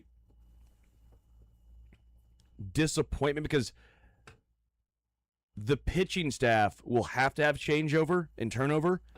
And do we think they're going out and bringing in 3 veterans, or are we going to end up seeing Noah Cameron, Luinder Avila, Cole Reagans, and maybe Waka stays? Potentially Bubic. I still think there's potential for Bubic to return on a 1-year deal that the Royals say, bring him back cheap. Kolek, right? Because Bergert will be out next year, right? Yep, Bergert will be out most of next year. I mean, and then the entire bullpen has to be changed. And Reagans will be out until around this time. Yeah, I guess bullpen's a little easier because they're not going out and bringing in Chapman. They weren't going to do that either way. Strom was their big move, which I actually like, but didn't matter. I mean, you just look at this team, and I have a hard time believing on the hit side of things, position player side of things, much is going to change. And on the pitching side of things, I don't think, on paper at least, It's going to be much better. Yeah. Does that reinforce the argument as to why the Royals need to trade whoever they can now? Because any thought of holding on to Waka so they could compete next year or have somebody that could start is kind of trying to bail water out of the Titanic when it's sinking. I mean, you're trying to hold on to Waka to lose 95 games when you could trade him now and get something? Yeah, that's the annoyance of saying, well, somebody has to pitch next year if we trade these guys. Well, that's your job to find that guy. You can't just say, like, I can't trade this because my car is breaking down, but I can't go get a new one because, I mean, I need something to get me from A to B. Yeah! Not the one you're currently using. If you're saying there's an availability to go and find something else. Well, somebody's got to pitch next year. Yeah, I know. That's how it works. It also works as in you go find the guy to go and pitch next year. You don't just say, well, somebody's got to pitch, so therefore it's a guy with a 5 ERA who's getting progressively worse since his first year with the Royals, which was awesome in 24. You killed it. You found the guy. You found him. You gave him a shot. And then you invested even more in him as he continued to age. And that has been a mistake. But to then say, well, somebody has to pitch next year, all that is saying then, well, somebody has to facilitate the schedule. Somebody's got to pitch next year. Yeah, I know. Somebody does. You have to show up for 162. Somebody's got to play first base next year, too. Somebody's got to play second. Somebody's got to play left field. Somebody's got to play center field. Somebody's got to be the setup man. Somebody's got to close. You can't trade Dan. You know what? Saying that somebody has to pitch next year so you can't trade Walker or Lugo is the same thing to say, well, somebody needs to come in and hit left-handers next year. We can't trade Lane Thomas. In fact, let's extend him. We can't trade Starling Marte. Somebody's got to be able to come off the bench and hit lefties. We got a lot of lefties on our lineup. I can't move this guy. Somebody's got to be there to do that. Yeah, I know. Find the guy. How long does JJ get? Because I just did a quick little run through as well, because this year, obviously, the major leagues is bad. We've talked about the minor leagues a lot. The Royals have 2 guys in the top 100. You don't get one until 66. I think 2 teams that should be their peers. The Brewers in Cleveland. Yeah. And how operations should be, right? Yeah. They both have 6. Milwaukee has, obviously, the number 1, but they both have 6. Am I asking too much in the Royals being peers with similar monetary? Who are the 2? Is it Churio and Hammond? Churio and Hammond, yeah. Okay. So I'm sure Blake Mitchell's maybe just Blake on the outside. Mitchell, maybe Shields gets and by the thrown way, in there. that's still only Zion, 3. Rose, maybe. Sometimes those top draft picks get thrown in there immediately, like Hammond being put in there, although Gamble went ahead of Hammond. But that just shows how much better Hammond has been than Gamble, is that he's in the top 100. Doesn't make it for 6. Yeah. But also you're looking at ETA of players, like how many players have an ETA of 2027? Like neither of those 2 guys you're talking about. Those guys' ETAs are probably 28 at best. Maybe Churio does something that we haven't seen done very often in Major League Baseball. The guy who's 18 years old and pitching an A-ball starts off next year in Double-A as a 19-year-old and then kills it and advances to Triple-A and then kills it and makes his Major League debut in 27. That's asking a whole lot of a 19-year-old. So I would say even at best, Kendry Churio is probably a 2028 debut. Hammond, at best, would be a 2028 debut as a high school kid. Blake Mitchell next year. David Shields, he's 19. He's pitching at high A. Maybe he's a guy that does, he's a year older. Maybe he's a guy that can make his debut at 20. Probably 2028, though. Like, that's what you're looking at is best case scenario for a number of these guys is 2028, not next year. And so that, again, goes to JJ of the major league team's bad.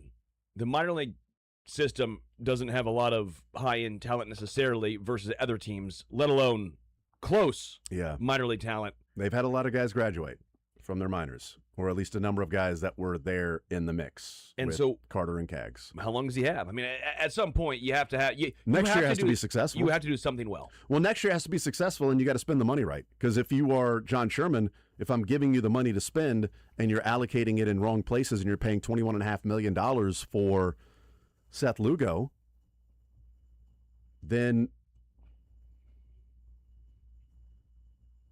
where else is the money going? And are you just relying on those guys because of the sunk cost? And again, you know my thoughts. Sherman deserves the least blame out of Yeah. the groups, right? Like I out of the grouping of manager, Q, JJ, players, and then Yeah. Sherman. Sherman's by far. I mean, he's opened the pocketbooks way more than I think we expected. Yeah. Especially for a guy that took over in COVID. I'm not trying to carry water for a billionaire, but he's yet to show that. Well, this is kind of cheap. I mean, he kind of cheaped out on that. He hasn't done that yet. I mean, They're spending more money than Cleveland and Tampa. Like, they're spending money. Yeah. It's just not been put to good use. I mean, they're middle of the pack in spending for a small market team. They're middle of the pack. There's no excuses. Yeah, this year projected payrolls is also Is it 11 million more than Milwaukee. Yeah, again, that's why I say Milwaukee and Cleveland are your peers. Yep. Tampa is never They're- going to spend money. They're double Cleveland, by the way. Cleveland's at 71. The Royals are at 145. Milwaukee's at 134. Yeah. So, I mean, we can't act like, well, if he had more resources available to him. No. Okay. Well, Yeah, you're not the Dodgers, but right. what's Milwaukee? What's Cleveland? Yeah. Tampa's at 90 million. So, yeah, we can look at the outliers, certainly, but you're also not talking about, well, they're paying $220 million and it looks like this. Or it looks like this because It's they're the only, Mets. Yeah, the exact opposite is what I'm thinking is the point that I should make. They're paying $60 million and they look like this. Well, of course they look like this. You're paying $60 million. You can't look at the $70 million and say this is how you do that because, yeah, there are other examples, but then there's also, $70 million for, the Marlins, and that's not working out. Okay, well, look, the Guardians are able to do that. Yeah, but they're the outliers. Do you want to go with the outlier? Or do you want to go with you're going to actually have to spend some money? You don't need to spend $220 or $220 million like the Tigers. But I would say if you had another $80 million, $70 million, that'd be nice to per year. So that's part of what the Tigers have going for them. Oh, so but that's the point of at least with JJ so far. I don't know if giving him 70 or 80 million more dollars is going to make this a playoff team or a consistent playoff team. Yeah, A more expensive bad team. Right? Like, if you give him more money, is this just the Mets? Or is it just the Tigers? Yeah. And it's a big 3 weeks. August 3rd is the trade deadline. They got to figure out what they're going to do, and it's a complete overhaul of the bullpen. And I think they should be more realistic, looking in the mirror of they are closer to a complete overhaul of a rebuild than they are let's move some pieces around and we're ready to win a division. Because that's what this season has shown, is that the people they were relying upon to help them get to a division outside of Bobby being Bobby, Carter and Cags have had the season they've had, and it's still been this much of a disaster. More Zone next.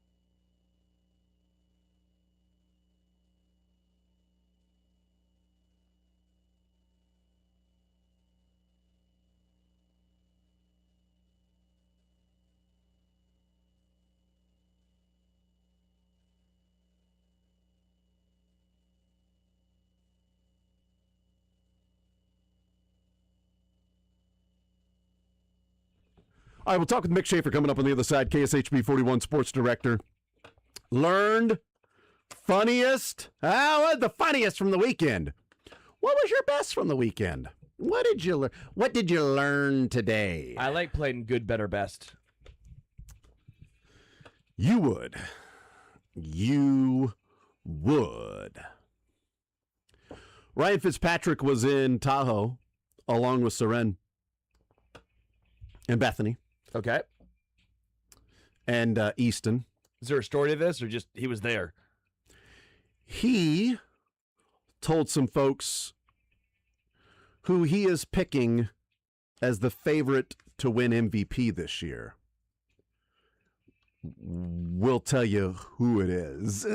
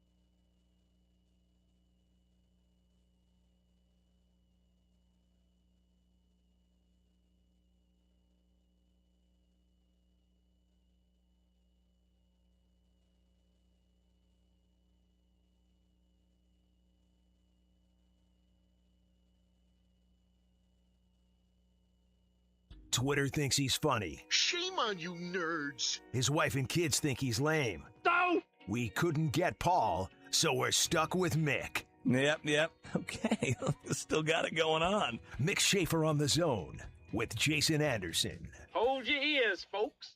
It's showtime.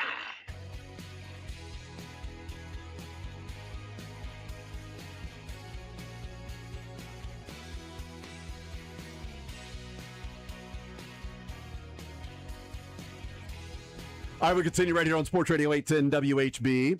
Mick Schaefer is hanging out with us. Hello, Mick. How are you? Long time no see. What's up, fellas? Long time Happy no see. Home Run Derby day. For those that celebrate. For those that celebrate. No timer, no outs. Do you celebrate? Yeah, I don't want that. I like the timer. I really like the timer. You do like the timer, yeah. I like a timer counting down. You don't like the timer going up? No. They should do that. 2 minutes to hit, and it goes 1, 2, 3.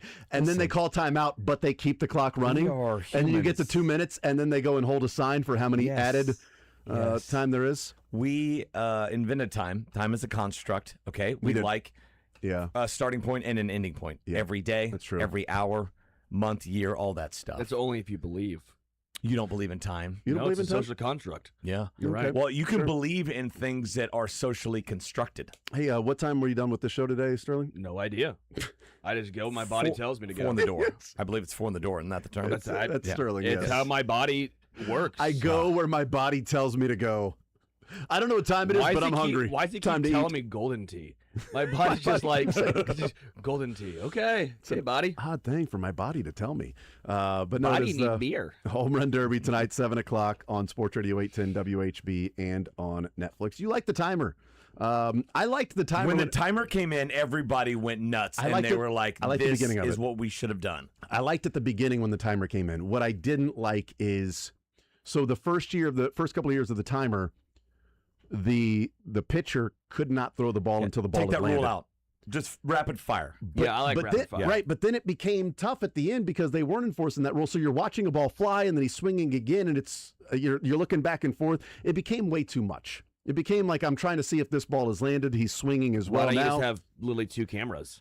They do have a split screen. Yeah, they did. That's my picture point. in But- picture. Right, but then the home runs that are listed, it's like he's got 18 and he needs 20. But I now don't they know. won't be doing that, Yeah, I guess. Right? Did he already have one? Is he at 19 actually? Do I have to root for 2 more because they're behind? Jason, became- can't chew gum and walk at the same time. No, I can. I just like the things to be a little bit easier to enjoy when the ball lands. I want to know how far he hit that instead of you're already looking at the next wall scraper. Did he hit that 480? Did he hit After 450? tonight's snore fest, his hot take tomorrow is going to be timer back in home run derby, and this is why. No, I think the end of An the article? non-timer got bad.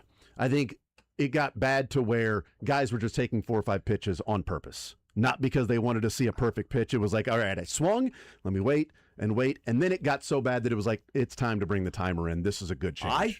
I feel like the biggest deal of why they're getting rid of the timer is the guys swung too much, right? And guys It was an like, endurance They were test. just exhausted, and you have multiple rounds, and by the end they're just Yeah. done for. I'm and sure you got a teams- game in 2 days. Yeah, I'm sure teams would not be thrilled by that No, too. no. I think part of it too is, ESPN had a 2-hour window to fit the home run derby in, and Netflix, they don't have anything to get to after it's over. They don't. So you can just, if you want to take 6 pitches, you could take 6 pitches, whatever.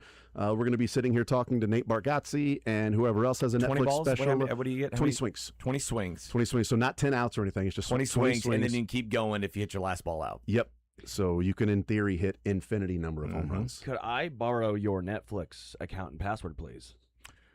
No, because my kids have already given out to their friends. So Yeah. and one of their friends is so bold. He's created his own account on there. He's got his own avatar. That's Good It's for so him. funny. That is great. My wife gets mad. I'm like, it's actually a baller move. It's kinda pretty funny. funny. That's actually pretty It's strong. pretty funny, Yeah, yes. pretty strong. And his name begins with A, as all my kids do, so it just blends in. He's just part of the family. Netflix will never know. They'll have What about no idea. you can't kick off one of your kids for me? Does your name begin in A?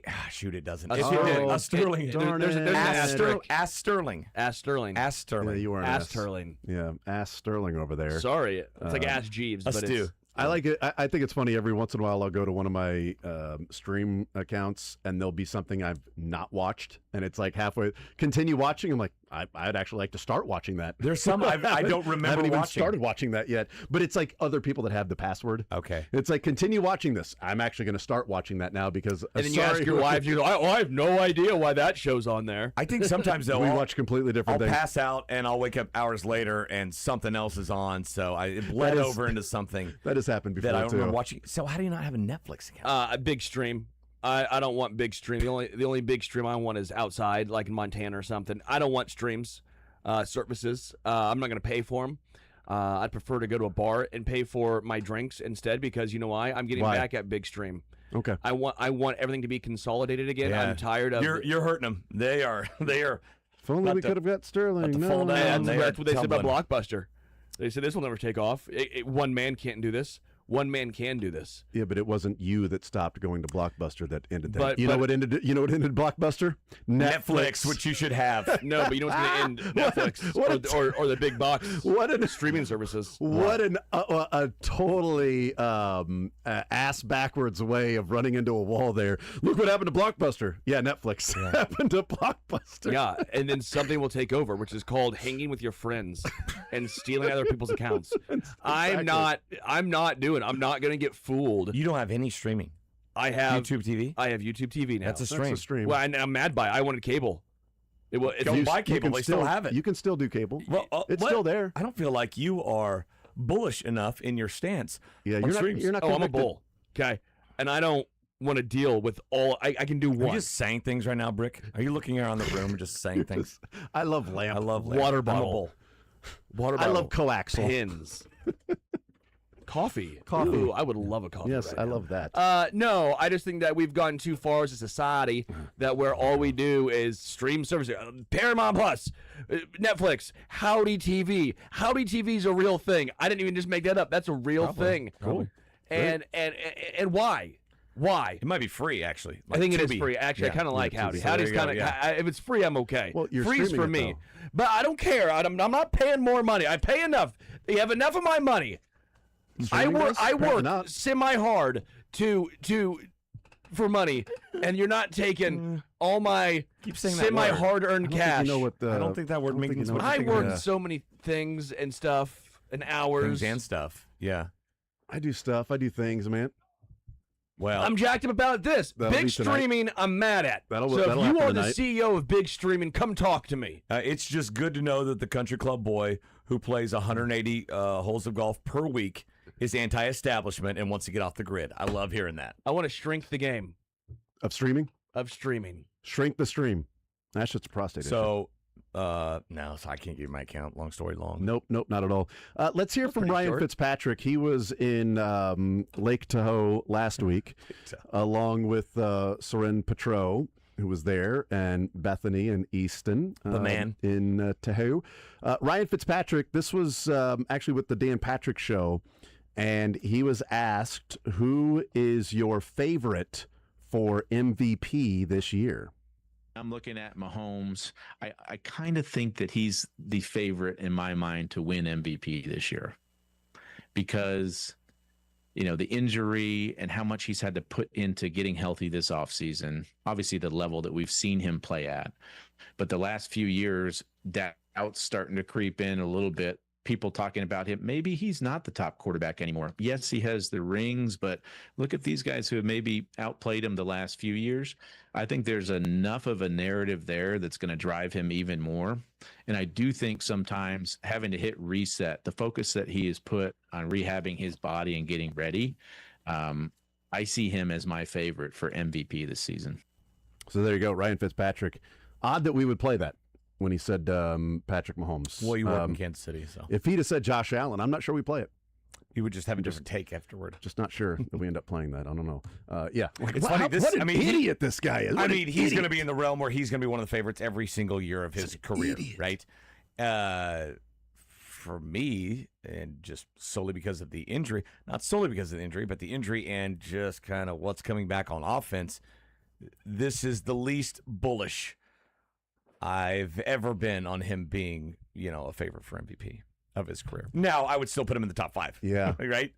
So it's all relative. I was right about But 2022. there's more question marks than ever, right? I was right about 2022 in that, hey, I think you're going to see an MVP season from Patrick Mahomes because everybody was doubting him. Everybody was saying how The one he had won. they lost to the Bengals the year before in I'm the trying to AFC think. Championship game. He won 18. Did he win 20? He won in 22. So he's he got the didn't two. win 19, 20, or 21. No. He's only won twice. He's got 2 of them. Okay, I So, get Super Bowl. He's won 3. Okay, I get those. Okay. Yep. Yes. So the second one was What a 2022. great problem to have. by I the know, way. right? Did Do he? you remember like the regular season Was and it Super Bowl MVP, MVPs? Super Yes, Bowls? yes. 3? Does he have 3 Super Bowl MVPs already? My goodness. So 2022 because everybody was saying, "Oh, the Chiefs are done. Somebody's going to get exposed." We rewatched that Super Bowl 54 the other day. NFL Network had it on. It's a fun one. Yeah. The ending. Yes, and Damian Williams should have been MVP. Nope. Mahomes is MVP. That was the worst game of Mahomes' career to that But I point. still think they lose the game without Mahomes. Probably. He Yeah. opens up things for everyone else. He opened up things for They Damian should do Williams. it. Okay. I If get it. Damian Williams didn't break the run at the end, is he MVP? No, he's not. Getting the ball barely over the goal line That was great. there. That was good. awesome It was a great too. throw from Yeah. Mahomes. Too. I'm just. Hey, look! I've got the corner, turf there. And you So- watched it on, not on a big ass streaming Would service. the Chiefs have had a better chance? I mean, could they have won more easily had Mahomes not thrown those 2 interceptions? Yes. Had they won more easily if they just had like a premier, amazing running back that just grabbed the football and There just weren't picked two. up There haven't some- been many better performances by a know. running back in I recent know. Super Bowls. He was- Guys, stop arguing. He was good, but Mahomes deserved the MVP. We saw the Chiefs win a Super Bowl, and it was all Yeah, but- I could It's- dream but about. we can quarterback argue fatigue. about who the They should do MVP like they is. do the MVP. Like then they should have an offensive player of the game, offensive MVP, the MVP and the offensive MVP. That's right. Non-QB MVP. and of this. Depoy. Depoy, yeah. But sometimes, Although well, Kenneth we've had a Walker, couple. Kenneth Walker won MVP there. And then a Buccaneers defensive player won it. Was it Jackson back in the day? Yeah, we saw the Cowboys. He was a defensive double player dipper. Win that. He was defense and on a losing team. Oh, Won there it. you go. That's Who nice. was? Gosh, Dallas Cowboy in like 1971.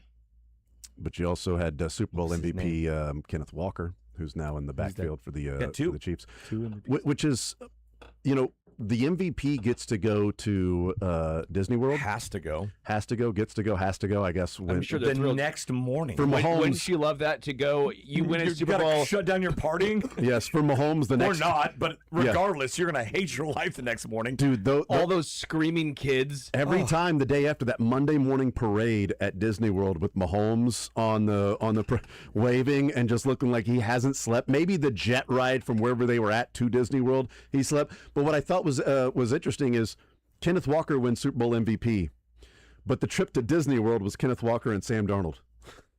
They just brought the quarterback They anyway. brought them both, and they're up there waving. It's like, I thought it was just, so now it has to be the MVP and the Okay, so quarterback, maybe no that matter was what. maybe that was his +1. Who knows? That is so hard. The next day, Kenneth Walker's plus Gonna one, take one ring? not Yeah, the, the quarterback. not the family and kids. It was Sam Darnold. dude, the next day, the next morning. you're exhausted. So you can't stop because if you stop drinking and you sleep, that hangover is going to hit. So you just have to power through it. It must be knows a this. fat check Disney's writing to move the needle for these guys, these quarterbacks in the NFL, to be like, okay, I'm going to do this and not complain about But it. I think it is something that you will exchange winning Super Bowl MVP Yes. for having to be in the Disney World parade. But the here in a next couple morning. years, when Mahomes wins his like 4th and 5th, at some point he just might be tired of it. Yeah, do you have to go every year? Is it like a one and done situation? Like I went once, I did my due diligence. Can I let Justin Fields go this time? Just like somebody go. Mahomes might like it. He's got 3 young kids to take there, and Yeah, it's true. he probably wouldn't be able to afford it otherwise. Yeah, you it's know. it's getting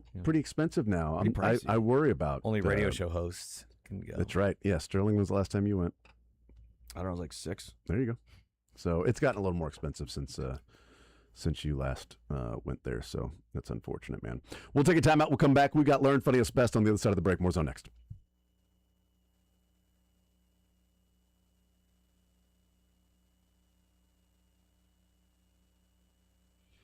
Well, the world's biggest soccer tournament, it is here, and we're watching it, and there are just a few matches left. And on Kalshi, you can trade every match from the opening stage all the way to the final. Tomorrow should be a fun one, France and Spain. It's pretty close, But on Kalshi, France is trading at 60%, which means that, quick math, Spain is trading at 40%. If Spain were to pull off what isn't that much of an upset, you get 2.5 times your money if you were to trade in the market of Spain winning. England and Argentina. England, oddly enough, they are the favorites against the defending champions of Argentina, although England's been playing a little bit better soccer, so that makes sense. But if you think those defending champions are there and ready to go, they're trading at 46%. And what that means is, let's say Spain advances at 40%, that goes up to 100%, 2.5 times your money that you get. Or maybe Spain takes an early lead. This is what I like to do on Kalshi, because you're trading against peers in a live market. There's no house. If the probability changes, you can buy in and out of your position. Let's say you put $10 on Spain to advance. Okay, well, you can make $23 if you're betting from that standpoint, or $100, however you want to go about it. Spain gets an early goal, that may move to 60, 70%.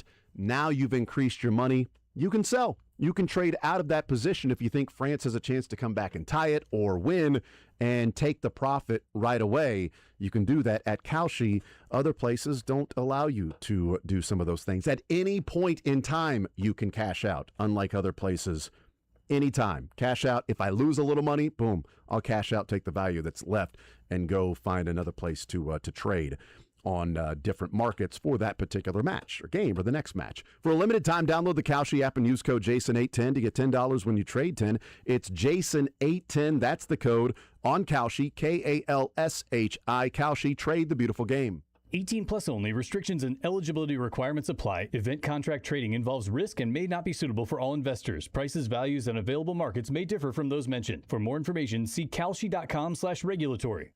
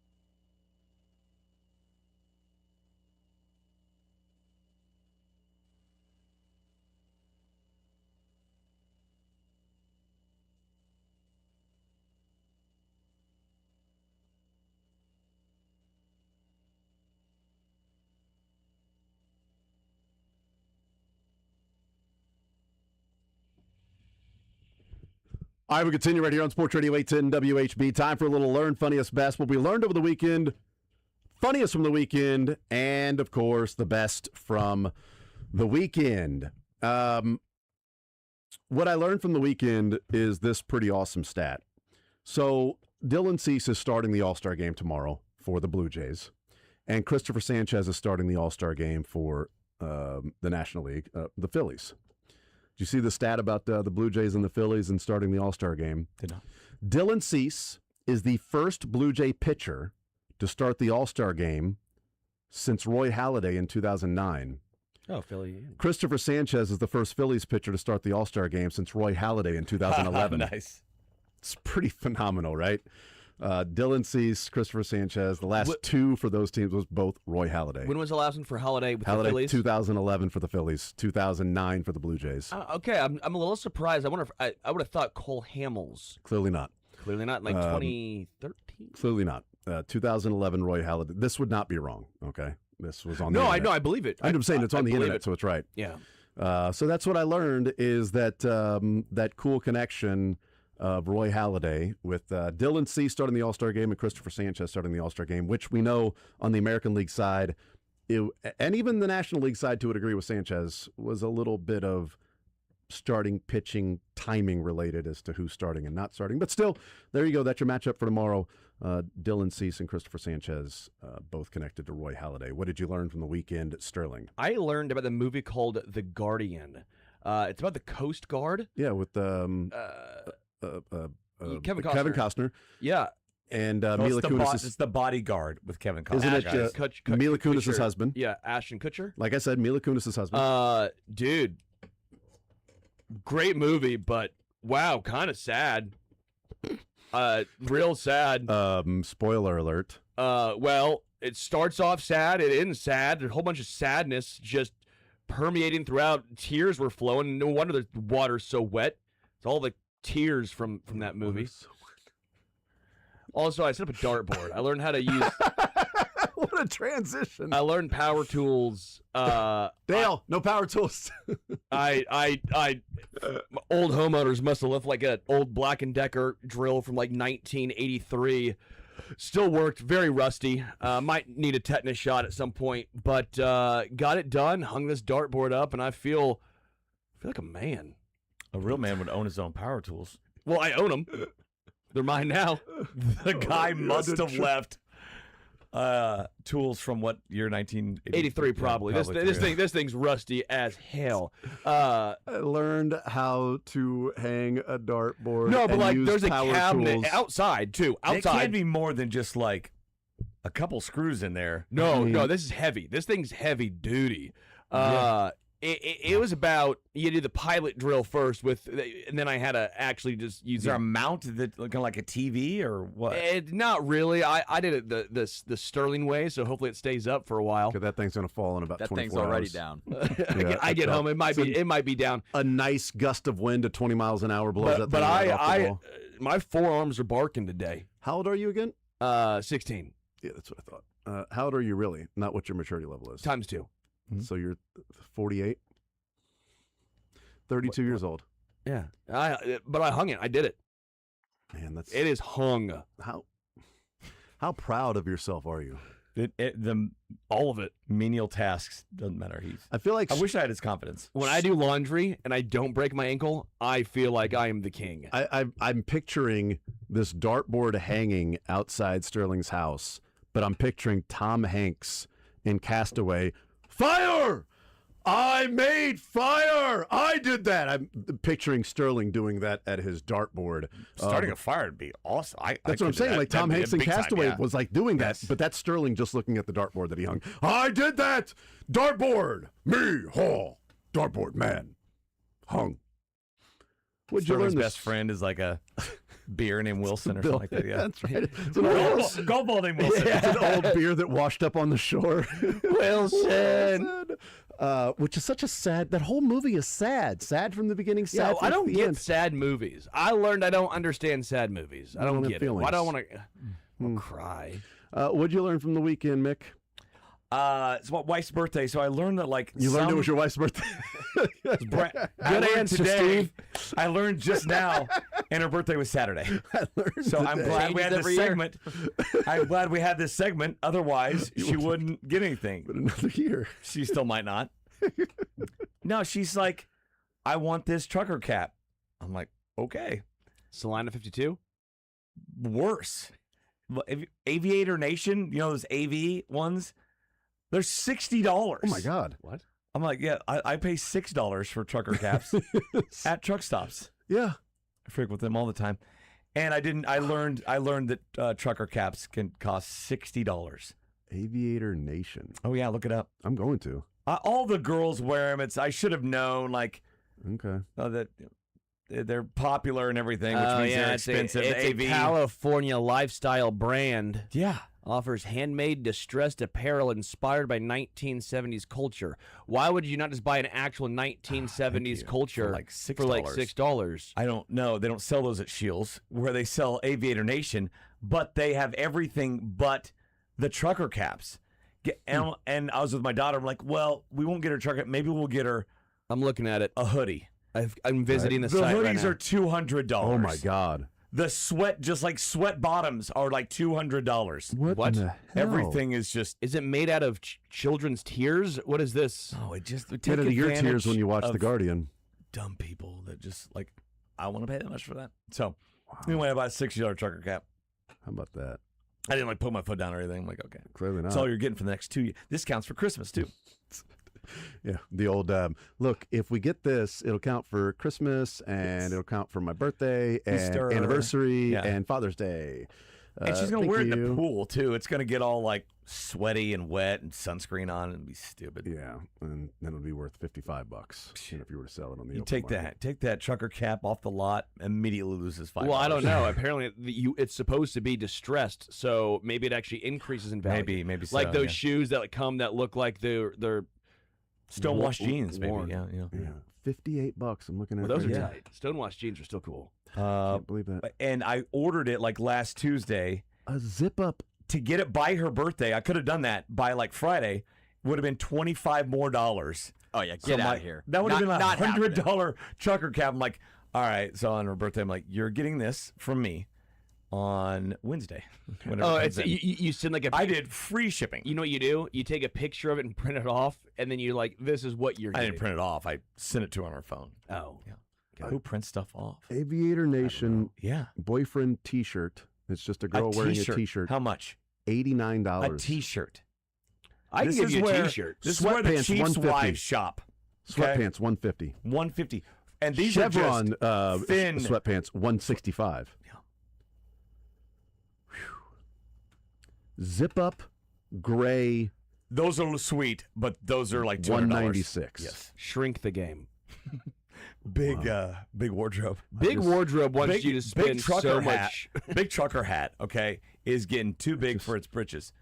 Too I big just for its learned head about- side. It's like a 9 head Yeah, size it's now. Barry Bonds post steroids allegedly. I've just learned about Aviator Nation. Yeah. It's part of my learned as well. There you Huh. Michael, besides that, I was gonna say add that to the learned, but I learned multiple things. I learned that Cyrus Allen is 2 months older than Xavier Worthy, and I also, and this might be my Jim Abbott moment. I don't know. Maybe it is. Maybe it isn't. I learned that in 1980, Steve DeBerg developed a case of laryngitis, and to project his voice on the field, they put a speaker attached to his shoulder pads. Is that my Steve DeBerg? no, it's not. My Jim Abbott It's- moment. It's not a I Jim didn't know Abbott that. moment. It's the video though, and like the Had to be pictures illegal, right? are Should've been. amazing. There's this huge square massive. coming Oh, out of his. that? Yeah, they put like a speaker underneath his jersey behind his shoulder pads. Like I guess you get speakers weren't small back then. you get tackled, and he's got like a Britney Spears microphone on his mouth, that he's talking into. It's a And Marshall they let him amplifier. do and that? they allowed him to do that. That's what it was. It was like a speaker amplifier that he was. You can't even wear Apple Watches as managers in Major League Baseball games now, but back then It's like you an could old do that. karaoke machine. They held a really- microphone. while he's- They're the Marshall wearing a stack box on that they his had at like. John Cusack holding a boombox up there right behind him.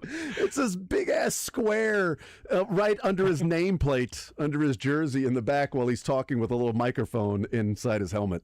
That was the first time they put like speakers and microphones in the helmet. back in the day. And now, now you got the green dot. Now they can hear everybody talking in those Defensive helmets. guys too. Now, That's right. What 5 baseball players in the field have their own? That's right. earpieces, Yep, yeah. absolutely. Everybody else just has a card in their back pocket. Why can't it be all 9? What's the deal? What if you're doing 5? Like, then you start giving it away. we don't want the corner outfielders know. They don't need to know. They're fine. I always thought umpires should wear that. I think they got something, don't they? But umpires are pretty good. But I think umpires, if like, okay, a curveball's coming here, now I know, like they're not thrown off like the batter. They're throwing off the same thing. Like a batter's fastball. Oh, that's a curve. Although you could see he might set up differently, knowing what's coming. Oh, it's going to be inside fastball. The umpire's tipping pitches. He's the one tipping pitches. It's a good call, man. Well, we'll have to do that soon, I don't think. Funniest from the weekend from you, Sterling. So someone tweeted out, Holland is what Americans mean when we say our bigger, stronger, faster athletes play other sports instead of soccer, but if they focused on playing it, they'd be elite. Brett Coleman responds and goes, it's not about our 6'4" freak athletes choosing to play linebacker in the SEC. It's about all of our 5'10" left-footed magicians choosing to play slot receiver in the Big 12. Went on to say, early 2010s, West Virginia would have been the greatest soccer team of all time. Pat White, or when Pat White, what about Cal? Whenever they had Deshaun and they had it was the running back. Jackson and the running back. Oh, it was the running back. Look, they have LaShawn McCoy. Was there Deshaun and LaShawn, or I don't remember. But they had just speed all over. Oregon, right? When they had Dat and all those guys. Yes, that's so true, man. That's great. Although they did a story on Norway and Holland, and apparently, and this goes against everything we believe in America, apparently Holland growing up in the soccer community, they didn't keep score till they were like in junior high. Hate it. What are we doing? And yet here they are. We keep scoring everything, and we can't get past the round of 16. They didn't keep score, and here they are, all that competitive stuff. What was the funniest from the weekend for you, Mick? So I've caught bits and pieces of this over the last 6 weeks or so. The females in my house watch it literally every night because there's a new episode every night. Love Island? Love Island. Yeah. There's a new episode every night? Yes. Wow. Until last night, which was the finale. Okay. So they put these just gorgeous humans with like a combined IQ score of 90 on this island in Fiji. But this is like every season, right, Sterling? This is like season 8 or something like that. Yeah, at least. We're familiar, Sterling. So I would see, this is right up 16-year-old's alley. And so, and then there's the same amount of guys, same amount of girls, and then every now and then they'll bring in, what do they call them, bombshells? Bombshells. And they'll try to disrupt the coupling that's gone on there. And then you kick some off each week. So they got to the final 4, and I'm like, it is horrible, bad TV. These are some of the hottest / dumbest people on earth. There's one girl that every time she talks, the last word of every sentence is like carried out. Like, oh my gosh. We're going to the store. I heard you on the radio.